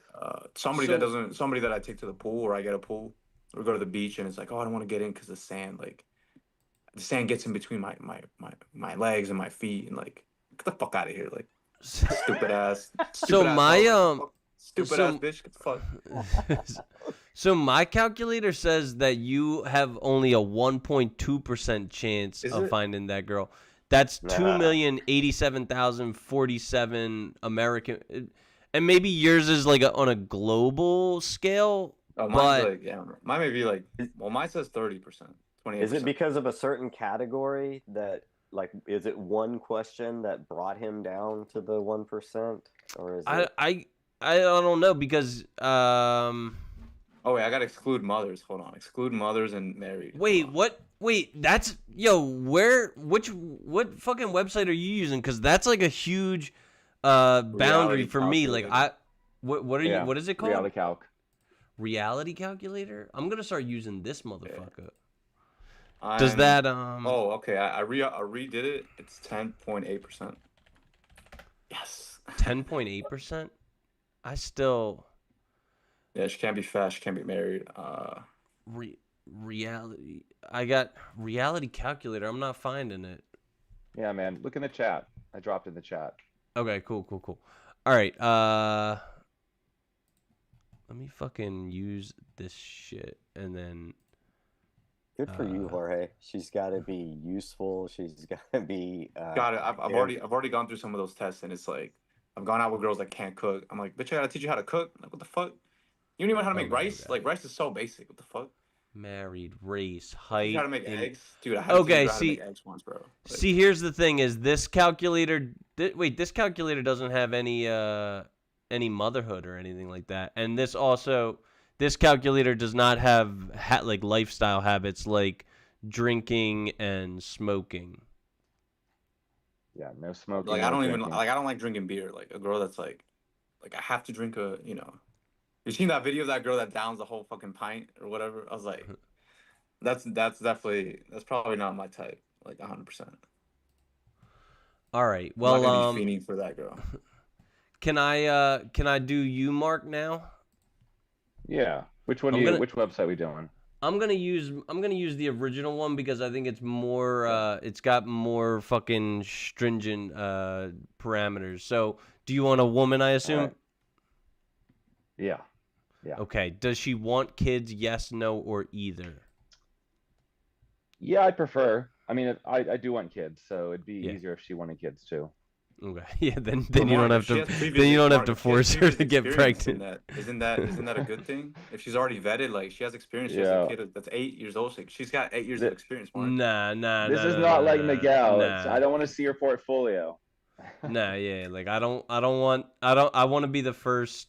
I want to be the first one to fill her womb with my DNA. I don't want it to be like fucking like a pre-owned womb. What age range do you want for this girl? So this is something I've spoken to with a lot of my friends who are women, and they try to convince me that I need to consider older women. But there's No. a very functional aspect of this where you start to Yep. lose the ability to have children Yeah. as you get older and older. So, I mean, very functionally, I'd say 25 to 30 is the sweet spot for me because at that point you've kind of found yourself and probably have something going for yourself, and you're also ready, ideally, to have kids once you get Yeah. towards Wait, 30. what if she found herself at Burning Man? Like, what do you? I know a few like that, man. I know a few. No more comments after that, though. And what height range would you like her to have? Honestly, I don't care. I was asking Jorge earlier about this because, truth be told, it'd be nice still to have taller offspring, and it is a chance if you date a younger or shorter girl that you get something either in between or. But I don't really care. It's not a big deal for me. So she could be 4 foot is the lowest that I can go. You'd be okay Let's with start like midget? 5'2". 5'2". We'll start with 5'2". That's even really short, but. And she could be all the way up to like 8 foot is just like. That's a huge bitch. Honestly, eight- I would be cool with a girl up to 6 feet. I wouldn't 6 feet. mind. Okay. How tall are you? In fact, I'm 6'2". Okay. I think I like a taller girl in general. Do you want to go all the way up to 6'2" or 6 foot flat? Let's go 6 foot. 6 foot Okay. flat. And what minimum income must she earn? Honestly, the number is not so important, but I think we should put something in there that's a little bit higher because I want to be with a girl who is more educated, who has something that she's built for herself. Yeah. This is good for the next generation. I have statistics I can pull out, but the odds that your child is going to be successful educationally is more determined by the mother than is the father. And it's one of the few attributes that's very much influenced by the mother. Huh. So let's go 60, I think Wow. 60,000. Yeah. Okay. In that age range, it's going to filter out a lot probably. Yeah. This is more just like a surrogate for education. Yeah. And ethnicity, can it be any ethnicity? Yeah, we can have any ethnicity. Any hair color? Yeah, doesn't matter. Any eye Wait, color? Mark, you don't care if she's Indian, like with the dot on her forehead, like. I mean, listen, if she's cute, If she's a cute Indian, I would love a cute Indian. I want to hook you know? up with an Indian. I think point. I think we Nigerian. talked. I don't I think know, we there's- talked there's- about this a little bit off air. We were talking about our conquests and how I don't think anyone here. I don't think any of us here. Oh yeah. We were talking about the Thanos Infinity Gauntlet and how we just needed the Indian Stone and then we could like snap and do whatever we wanted with it. Is she a Sikh or what's the other one? Sikh or what's the other one? What like? There's like the Indians like they split themselves into Indy? no the Indians and the Indian continent they split themselves based upon like whether they're Sikh or like the other I don't know. I think it's that like one. Muslim, right? It's like you're either like a Sikh or there's Well, like another. Hindu is the other religion, Yeah. the big one. Yeah. No, but I got called racist by a girl one time, but it's like I saw this tweet And I was like, yeah, I totally agree with it. And it's like, it's not really about race. It's like, it's attractiveness. So it's like, a girl could be from Nigeria. Like, there's a girl in Babes in Toyland that came that, I think she won like Miss Uganda or some shit like that. And it's like she was really fairly attractive, right? Enough to win Miss Uganda. So it doesn't really come down to race a lot of the time. It's like attractiveness. Yeah, man, beautiful women, for sure. She could be from Antarctica, but it's like she looks good, Can you guys continue this Antarctica. race conversation for like 45 more seconds? I'm gonna go to the bathroom real quick. Yeah. Yeah, I don't. Yeah. Tell us the girls you're finding from Antarctica, Jorge. Usually, so if you've watched Game of Thrones, like they usually tend to look like that, like really like pale, like blonde. But if you go more to through the like Alaska region, then obviously they're gonna be more of Inuit descendants, so a little more like Native American. I think it counts at that point. Like you're still in America. This guy's talking about how he hasn't been out in the snow. Now he's searching for all the girls up in Antarctica and Alaska. No I bonus. think yeah. Look, you can find anything on TikTok. I bet you right now if you look up Alaskan baddies, like there's gonna be a good amount. Alaskan baddies, dude. The last frontier. Hey man, that's probably where Literally. feminism hasn't touched down yet. So like, there may be a chance. Maybe. I mean, Mark, what if you meet like a nice Chinese girl from Hong Kong or wherever you are right now? Yeah, Shanghai. My Yeah, nice ex is Shanghai Chinese. princess. Yeah, no, it'd be cool. I honestly, real talk, I really appreciate the familial culture that they have out, especially in China, where everyone's very close. Um, the complaint is usually they're too close. The parents have too much say over their lives.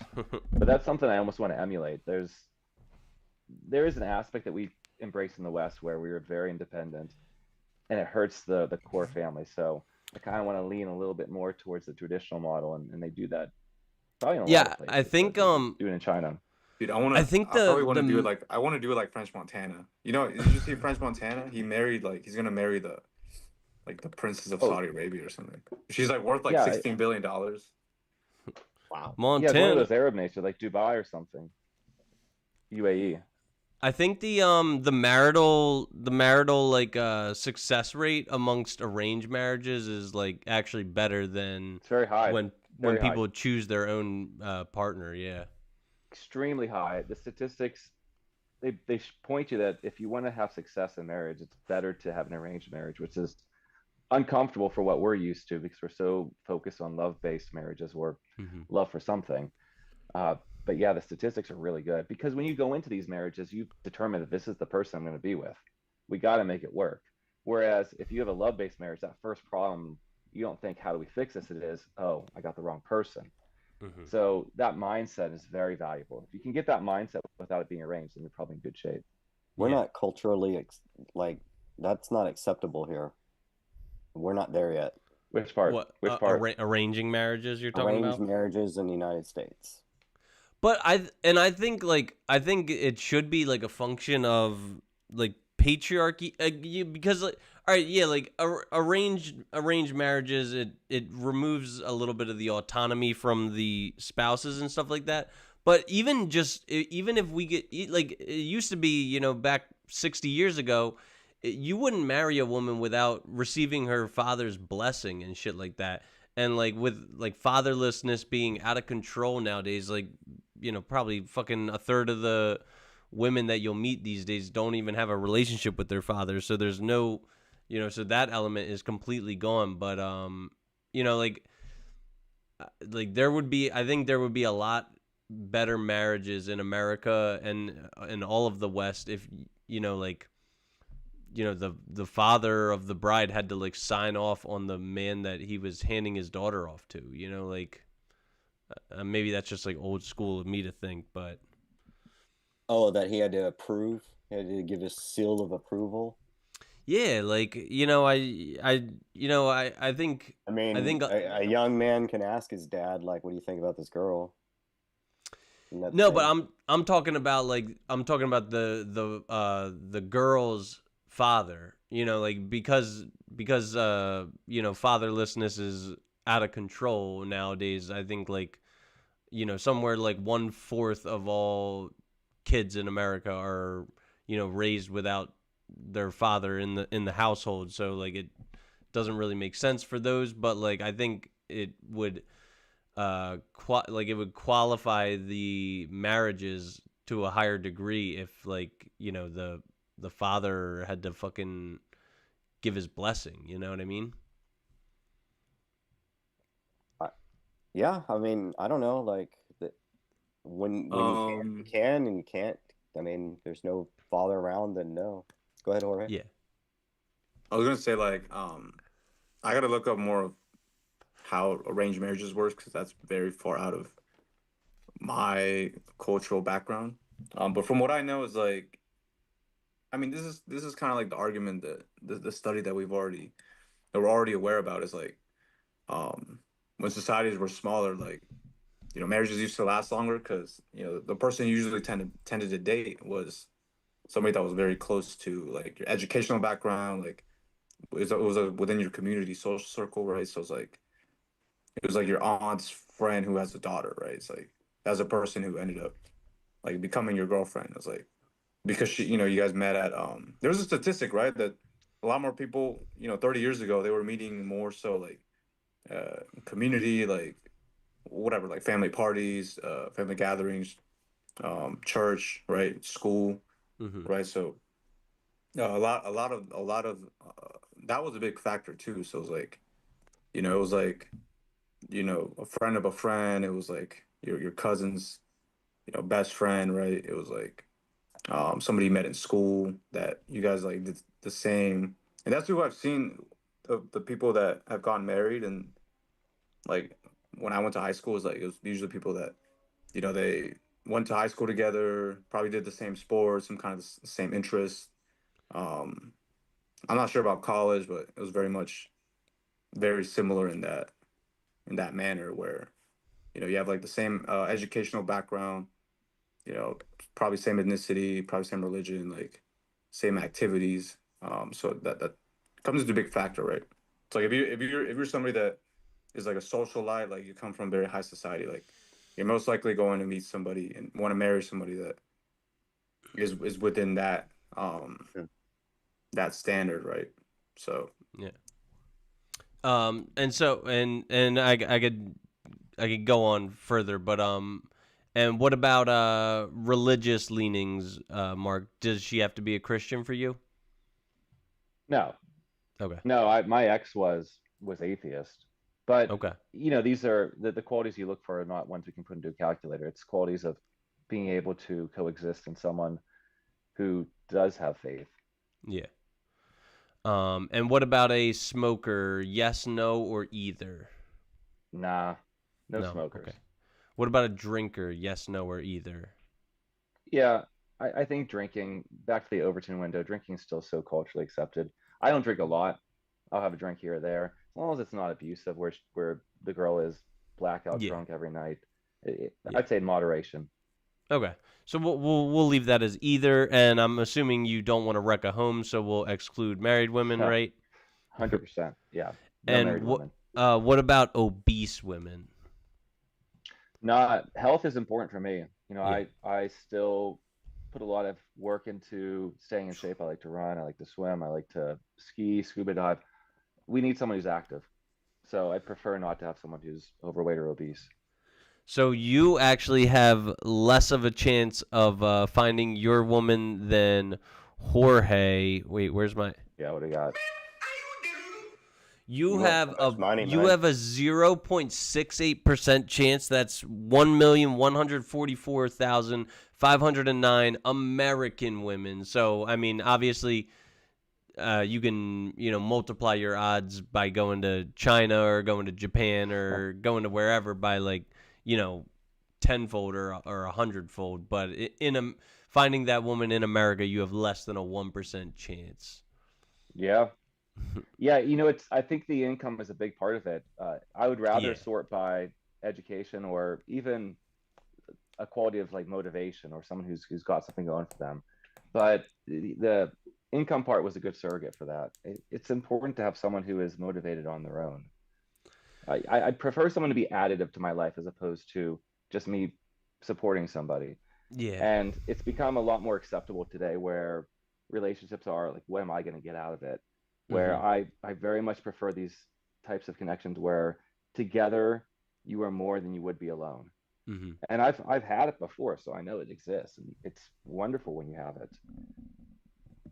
Yeah, Your like I've met preferences women that are matter. so keen. Oh, sorry, but like I was gonna say, like I've met women that are so keen, like even if they weren't like career driven, there's just something that they're super passionate about. Like Yeah. they're maybe they have background in dancing, like they like gardening and shit, like just different cooking, like experimenting. Like they like to read a lot. You know what I'm saying? Like they like to travel. They don't mind like just going with a backpack or something like that. Like Yeah. you know We what I'm don't talk saying? about it a whole lot within these spaces, but the additive value of a real good woman in your life will elevate you far beyond where you would get to on your own. So there's a lot of this, I think, toxic discourse about how men and women take from each other. But man, if you get that good connection and you're both aligned, you're both going to be able to get to places that alone you wouldn't have. And for a man, if you have a good woman in your life and she's supporting you, you're going to get further in almost every aspect, career, Yeah. social connections, huge value right there. Do you Even in just like fitness. do you know like the Gucci Mane story? Like I think No. Gucci Mane, like he seems like he found like a really ride or die girl. I'm not. I should figure out the exact numbers, but like Gucci Mane got arrested and incarcerated. He had to go to jail for like I don't know 1 or 2 years, and he left his wife with all. She might have even only been like his girlfriend or whatever. Left her his entire net worth. He's like, I'm going away for a little bit. Here's the keys to the kingdom.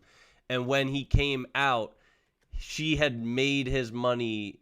She had multiplied his money. She like invested it all into like apartment housing and stuff like that. And he left her with like 50 million.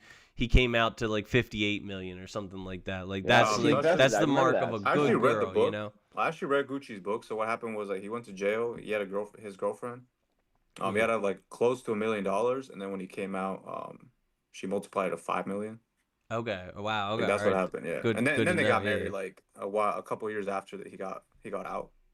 So I That's think it was like like a, one or that, 2 years after he got out, they got married. So that's like that's an invaluable woman. Like I think scripture says like a good woman will multiply the household's investments. Like a good woman is worth Yeah. more than her weight in rubies. Like that. It's true. Like if you can find a woman that is going to do right by the household, like she's more valuable than gold.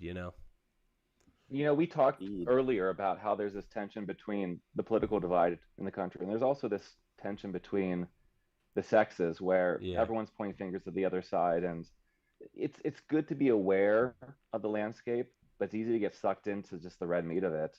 Yeah. And for what it's worth, again, if you have a good woman, she's going to see things in you that you can't even see in yourself. Yeah. And we talk about how women see potential and they might not see the facts. Like men are very fact based. We want to observe what's happening right now. But if you have a good woman in your life, she's going to see what you can become. She's going to help you get to that place, and she'll see those things that you might not see in yourself.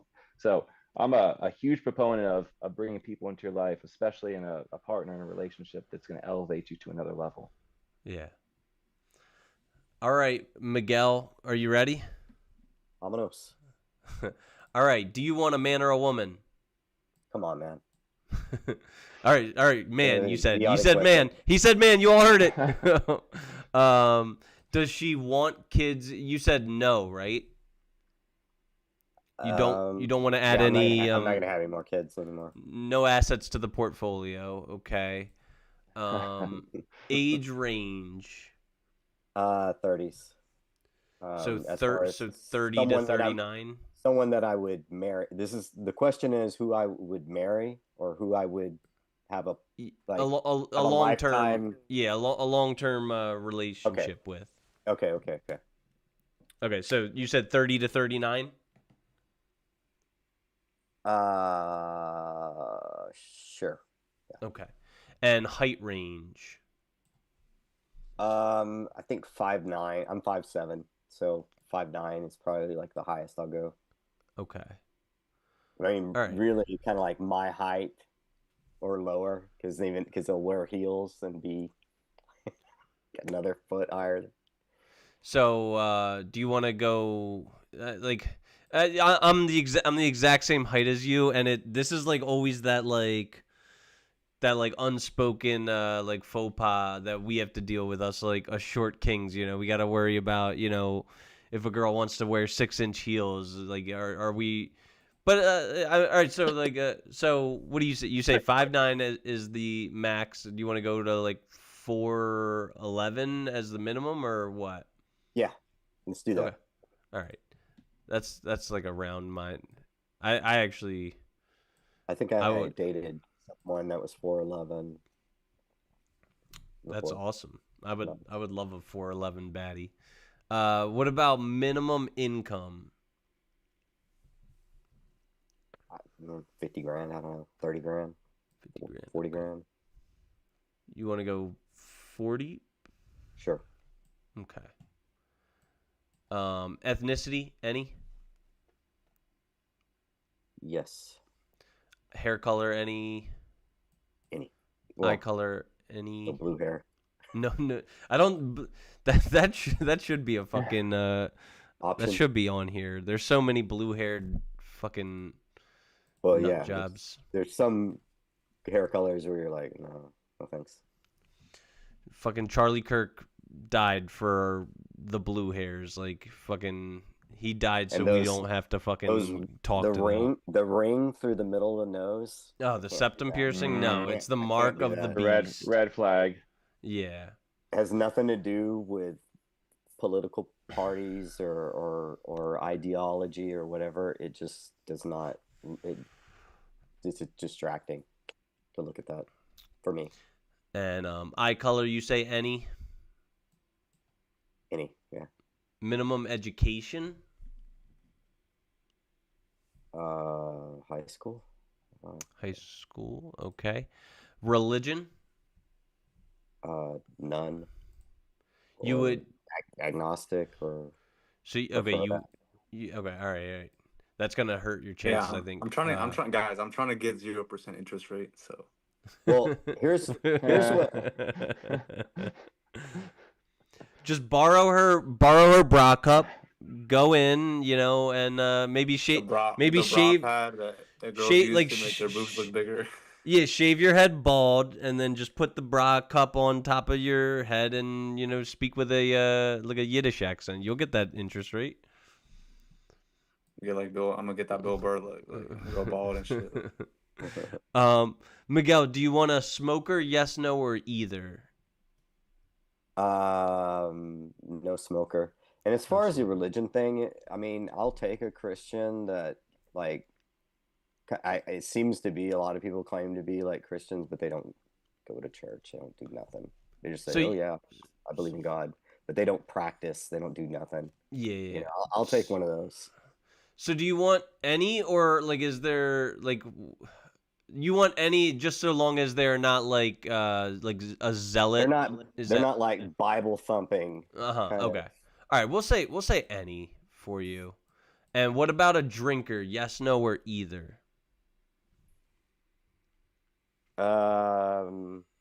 Like a controlled either, like someone that doesn't get carried away with it. Yeah, that makes sense. And I assume you don't want to be a homewrecker, right? So we will exclude married women. Of course. Okay. And I assume that you don't want to be a pudge pounder, so exclude obese. All right. You have, oh my God, what the hell? Fucking. You have a 0.14% chance of finding this woman in America. That's only 239,000 women in America that fit your description. That's it. I think it's because you're going after a woman who doesn't want kids. I guess that must be your that must be the big hang up. Yeah. I'm Yeah. surprised that is a hang up because I seem to encounter a lot of women who don't want kids, especially younger women. Yeah, yeah, that is strange. I'm surprised that his number's that low. Yeah. It's a All lot of right. women that say that when they're younger, and then they get older, and then Hmm. that mentality shifts. Oh yeah. As soon as they hit like 40 plus and they are without a spouse, without a child, their rates of consuming antidepressants like goes through the roof, you know. So, and I think like JP Morgan even did a study recently. They're like they're shifting their strategy uh, to capitalize on a growing demographic of women that are 40 plus on antidepressants, single, childless, you know, because they're going to be the one of the biggest drivers of our economy in the future. Oh yeah, the Morgan Stanley report. I heard about Is that who it was? Morgan Stanley? Yeah. Yeah, there's like the single mother economy Yeah. it's coming. Like, go ahead and Mhm. start investing in these Invest types. invest in Alpo and Purina and Barefoot Wines cuz that's Chewy. yeah, invest in Chewy, dude. I don't I wonder is Chewy publicly tradable? I should look into Yeah, that and it is. I should bet the house on Chewy. I don't know. So, That's one of Jim Cramer's favorites. So, okay. but Well, maybe I don't know.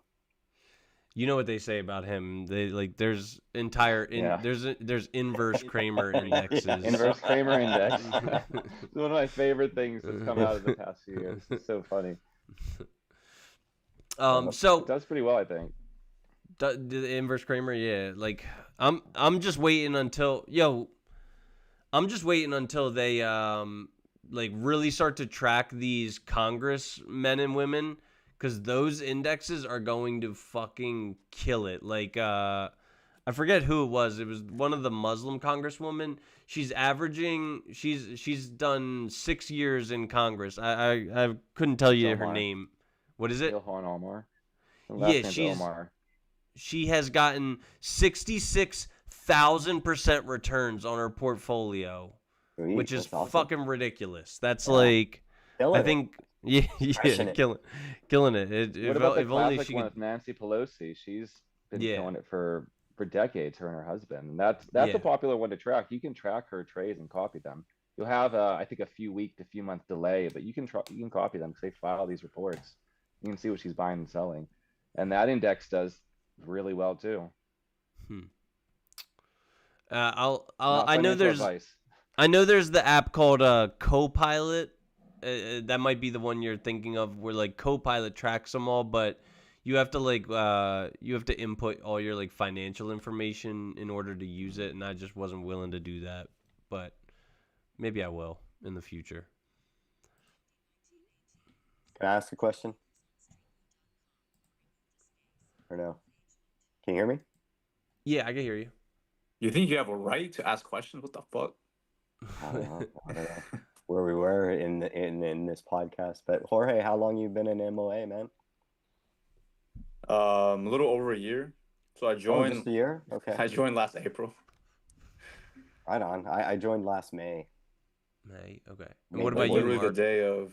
a day before the bunny ball. So like 4/18, 4/20, around there. Okay.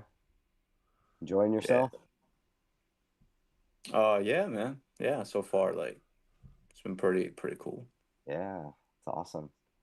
Like I had a cool little thing going in South America. That kind of blew up in my face. Just because like a lot of the foundations that teach in MOA, like it wasn't. It's like these guys that like teach pickup or they try to teach social circle, and it's like I don't know if you ever had like one of these other coaches from other niches, Programs. right? Yeah, other programs or their niches. But like they don't make you read. Like there's not as many calls. There's not as much like content. So it's just pretty much like, oh, don't worry about reading books. Like don't worry about the extra stuff. Just do what I say. Like the course is maybe like 8 hours long, right? So it's like a good amount of information, but it still feels very incomplete. Lacking. Yeah. Like I had this accountability coach for a little bit, like right before MOA, because I was like, okay, let me just like try and take care of this part of my life before I join this. Just because Michael was like, oh, it's a lot of work. But the guy was just like, I mean, he's a very nice guy, but he's not a tough coach. And his course was like me and him talk like twice a week for an hour. And he was in Europe, so like communication was a bit spotty. And like there was no modules. So it was like me and him talking. He's like, "Oh, just do like this, like 3, 4 things. Like this is what you're doing wrong." And I was like, "Dude, what about the rest?"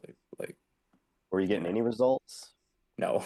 That's why it was supposed to be like a 3 month program, and I did like 3 weeks, and I was just like, I can't do this, man, because I need somebody like to yell at me, and I like doing more. Like I like doing a lot of like I like the homework. Like I like those things. I like the fact that if I'm gonna be doing something like 100%, that the person has like the results, and then also that I'm doing things for a purpose. So like I don't like putting in 80 hours if I'm not gonna learn something or make more money or like increase my chances of having like a better social standing or Mhm. meeting cooler people.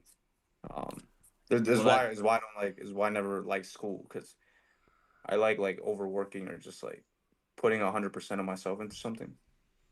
And then afterwards, I was like, I didn't learn shit. Like I'm not gonna use fucking calculus for nothing, bro. Like, you know what I mean? Right. Yeah. Right. well Yeah. that's one This good thing course is about awesome. MOA is you're gonna get yelled at, so it's perfect for you, you know. For MOA, like I will go to every event. Like I will fucking like do whatever. Like if I have to hop on the calls, like or just post about what I'm like the homework where you read a book, you post about it. I will do all that. Like if Michael, like we're on the call sometimes, and Michael's like, "What the fuck, man?" Like he yells at like he has like that hard dad, hard, you know, sergeant type of teaching response.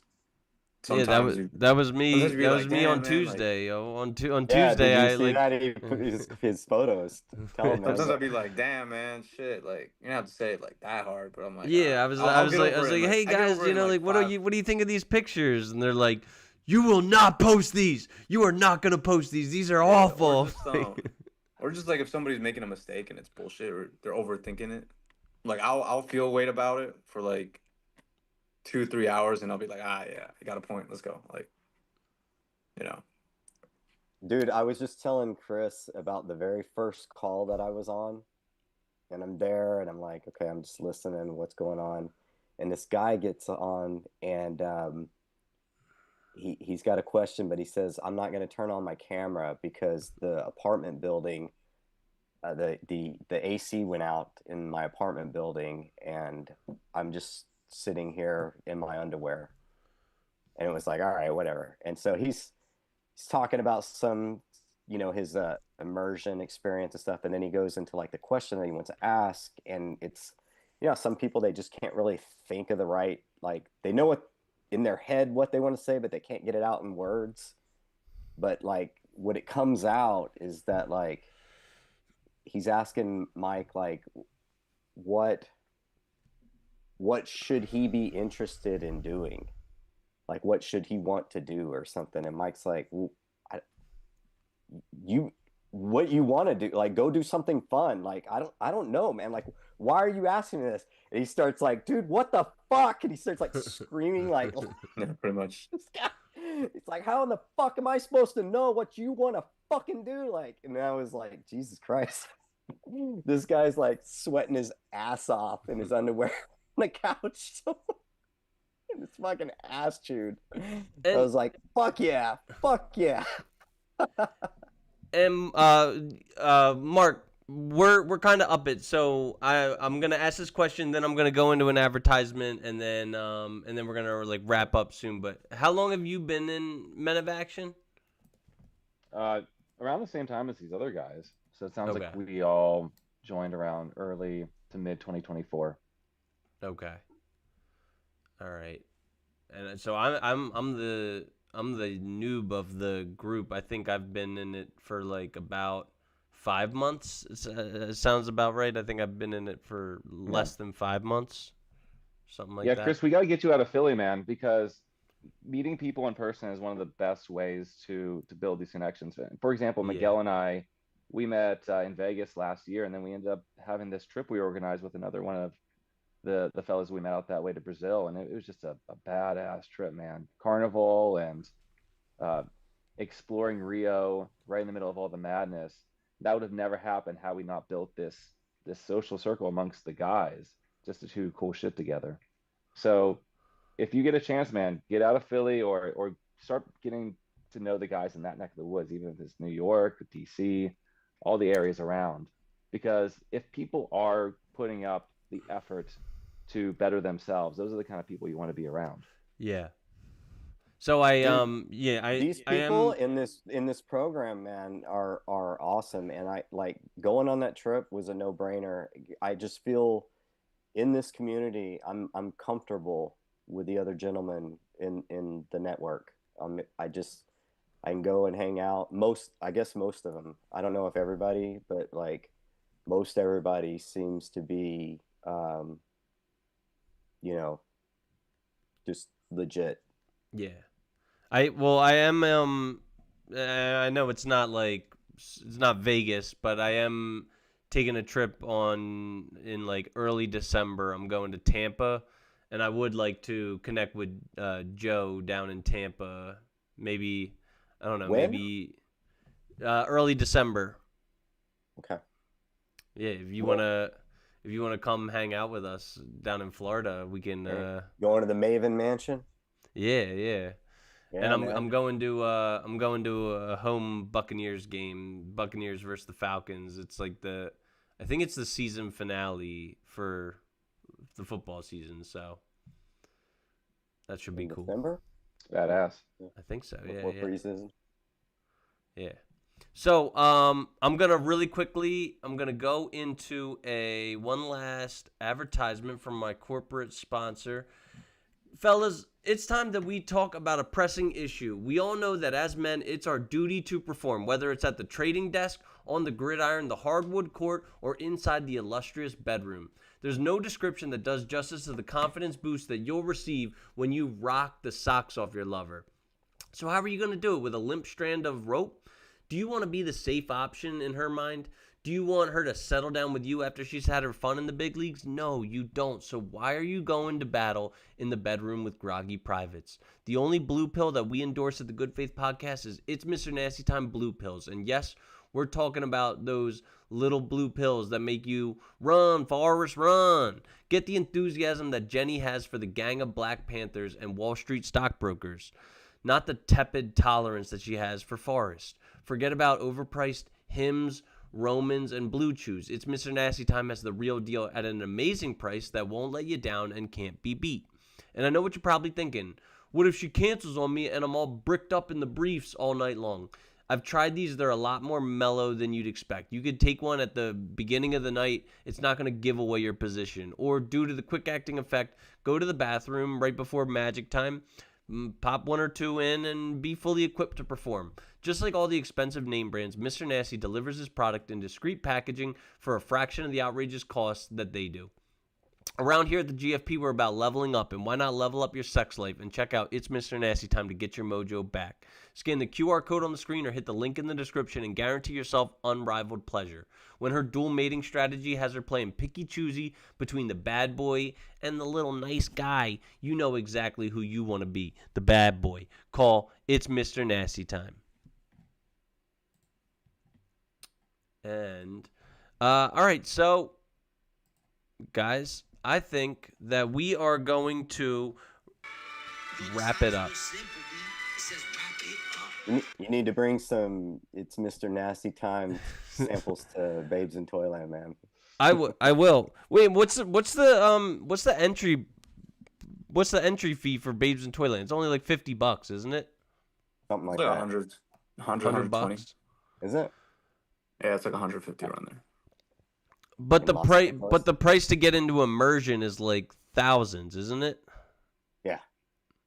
And are you really yeah. getting your money's worth for that thousands as compared to like hundreds? Like, would it make more sense for a frugal man to like go to a Babes in Toyland or something like that? Oh, like to really build up your skill set, you're gonna want to do immersion. Okay. If you're looking to, do more approaches and get more smoother with your delivery and figure out what you're doing wrong, immersion. But like, Okay.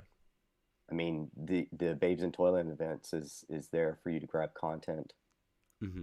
Yeah, You, Bathing Tournament is just like a fun event. Like it's not you're not training, you're not like getting feedback. Like just Yeah. for you to like get content, like get some connections, make some friends, like or reconnect with some friends. It's not you're not getting like my like the people that are working, like me, like Tristan, like Michael's hosting, obviously.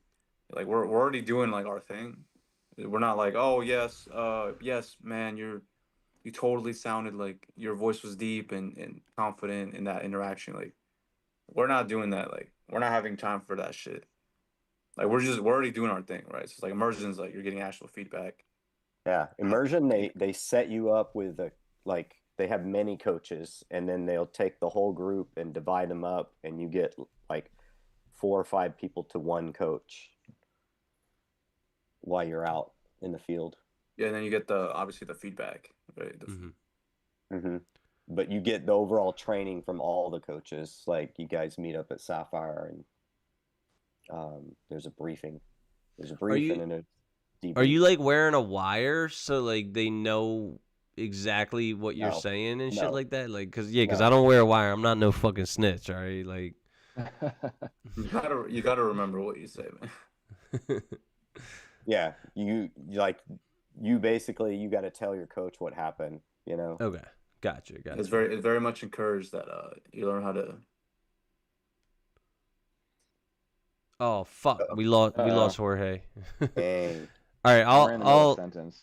I'll send him the invite to get him back. But in the meantime, do you guys want to say any like closing remarks in conclusion of this episode that we've had? You want to go first, Uh, Miguel?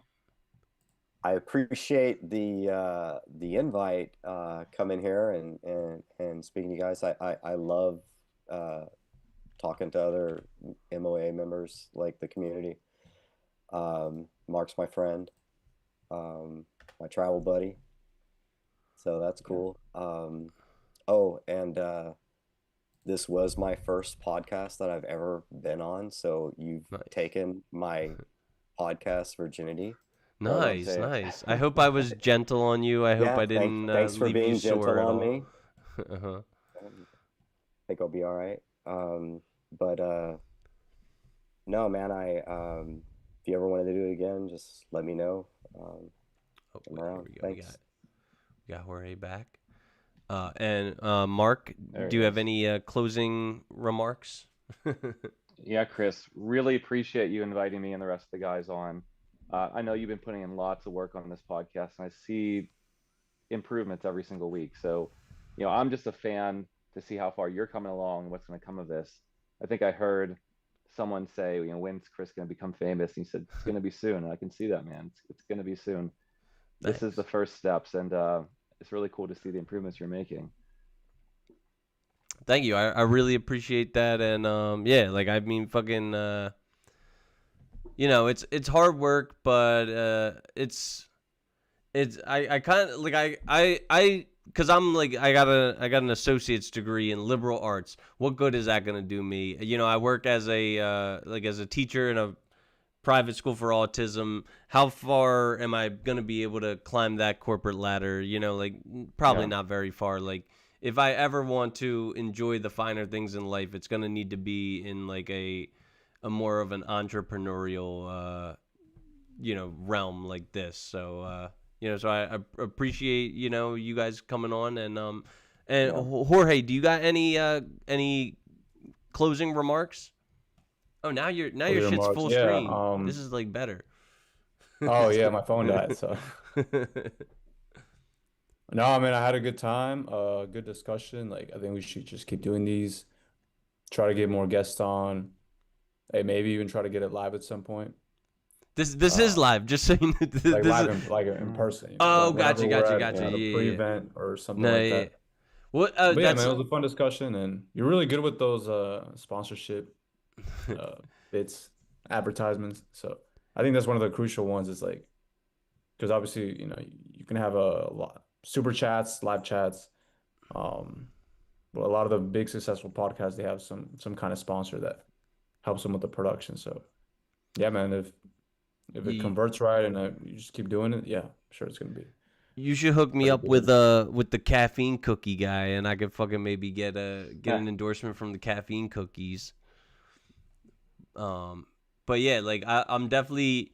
It's kind of like a must that anytime I like take a vacation, I have to like shoot a podcast episode there and like have to grab a ton of content so that way I could write it off as a business expense. You know, I did it in San Diego once, I did it in Omaha once, I'm gonna do it in Tampa Bay once, and then like yeah, if I ever come to Vegas or Los Angeles or whatever, I'm absolutely gonna do a live episode with whoever's there, you know.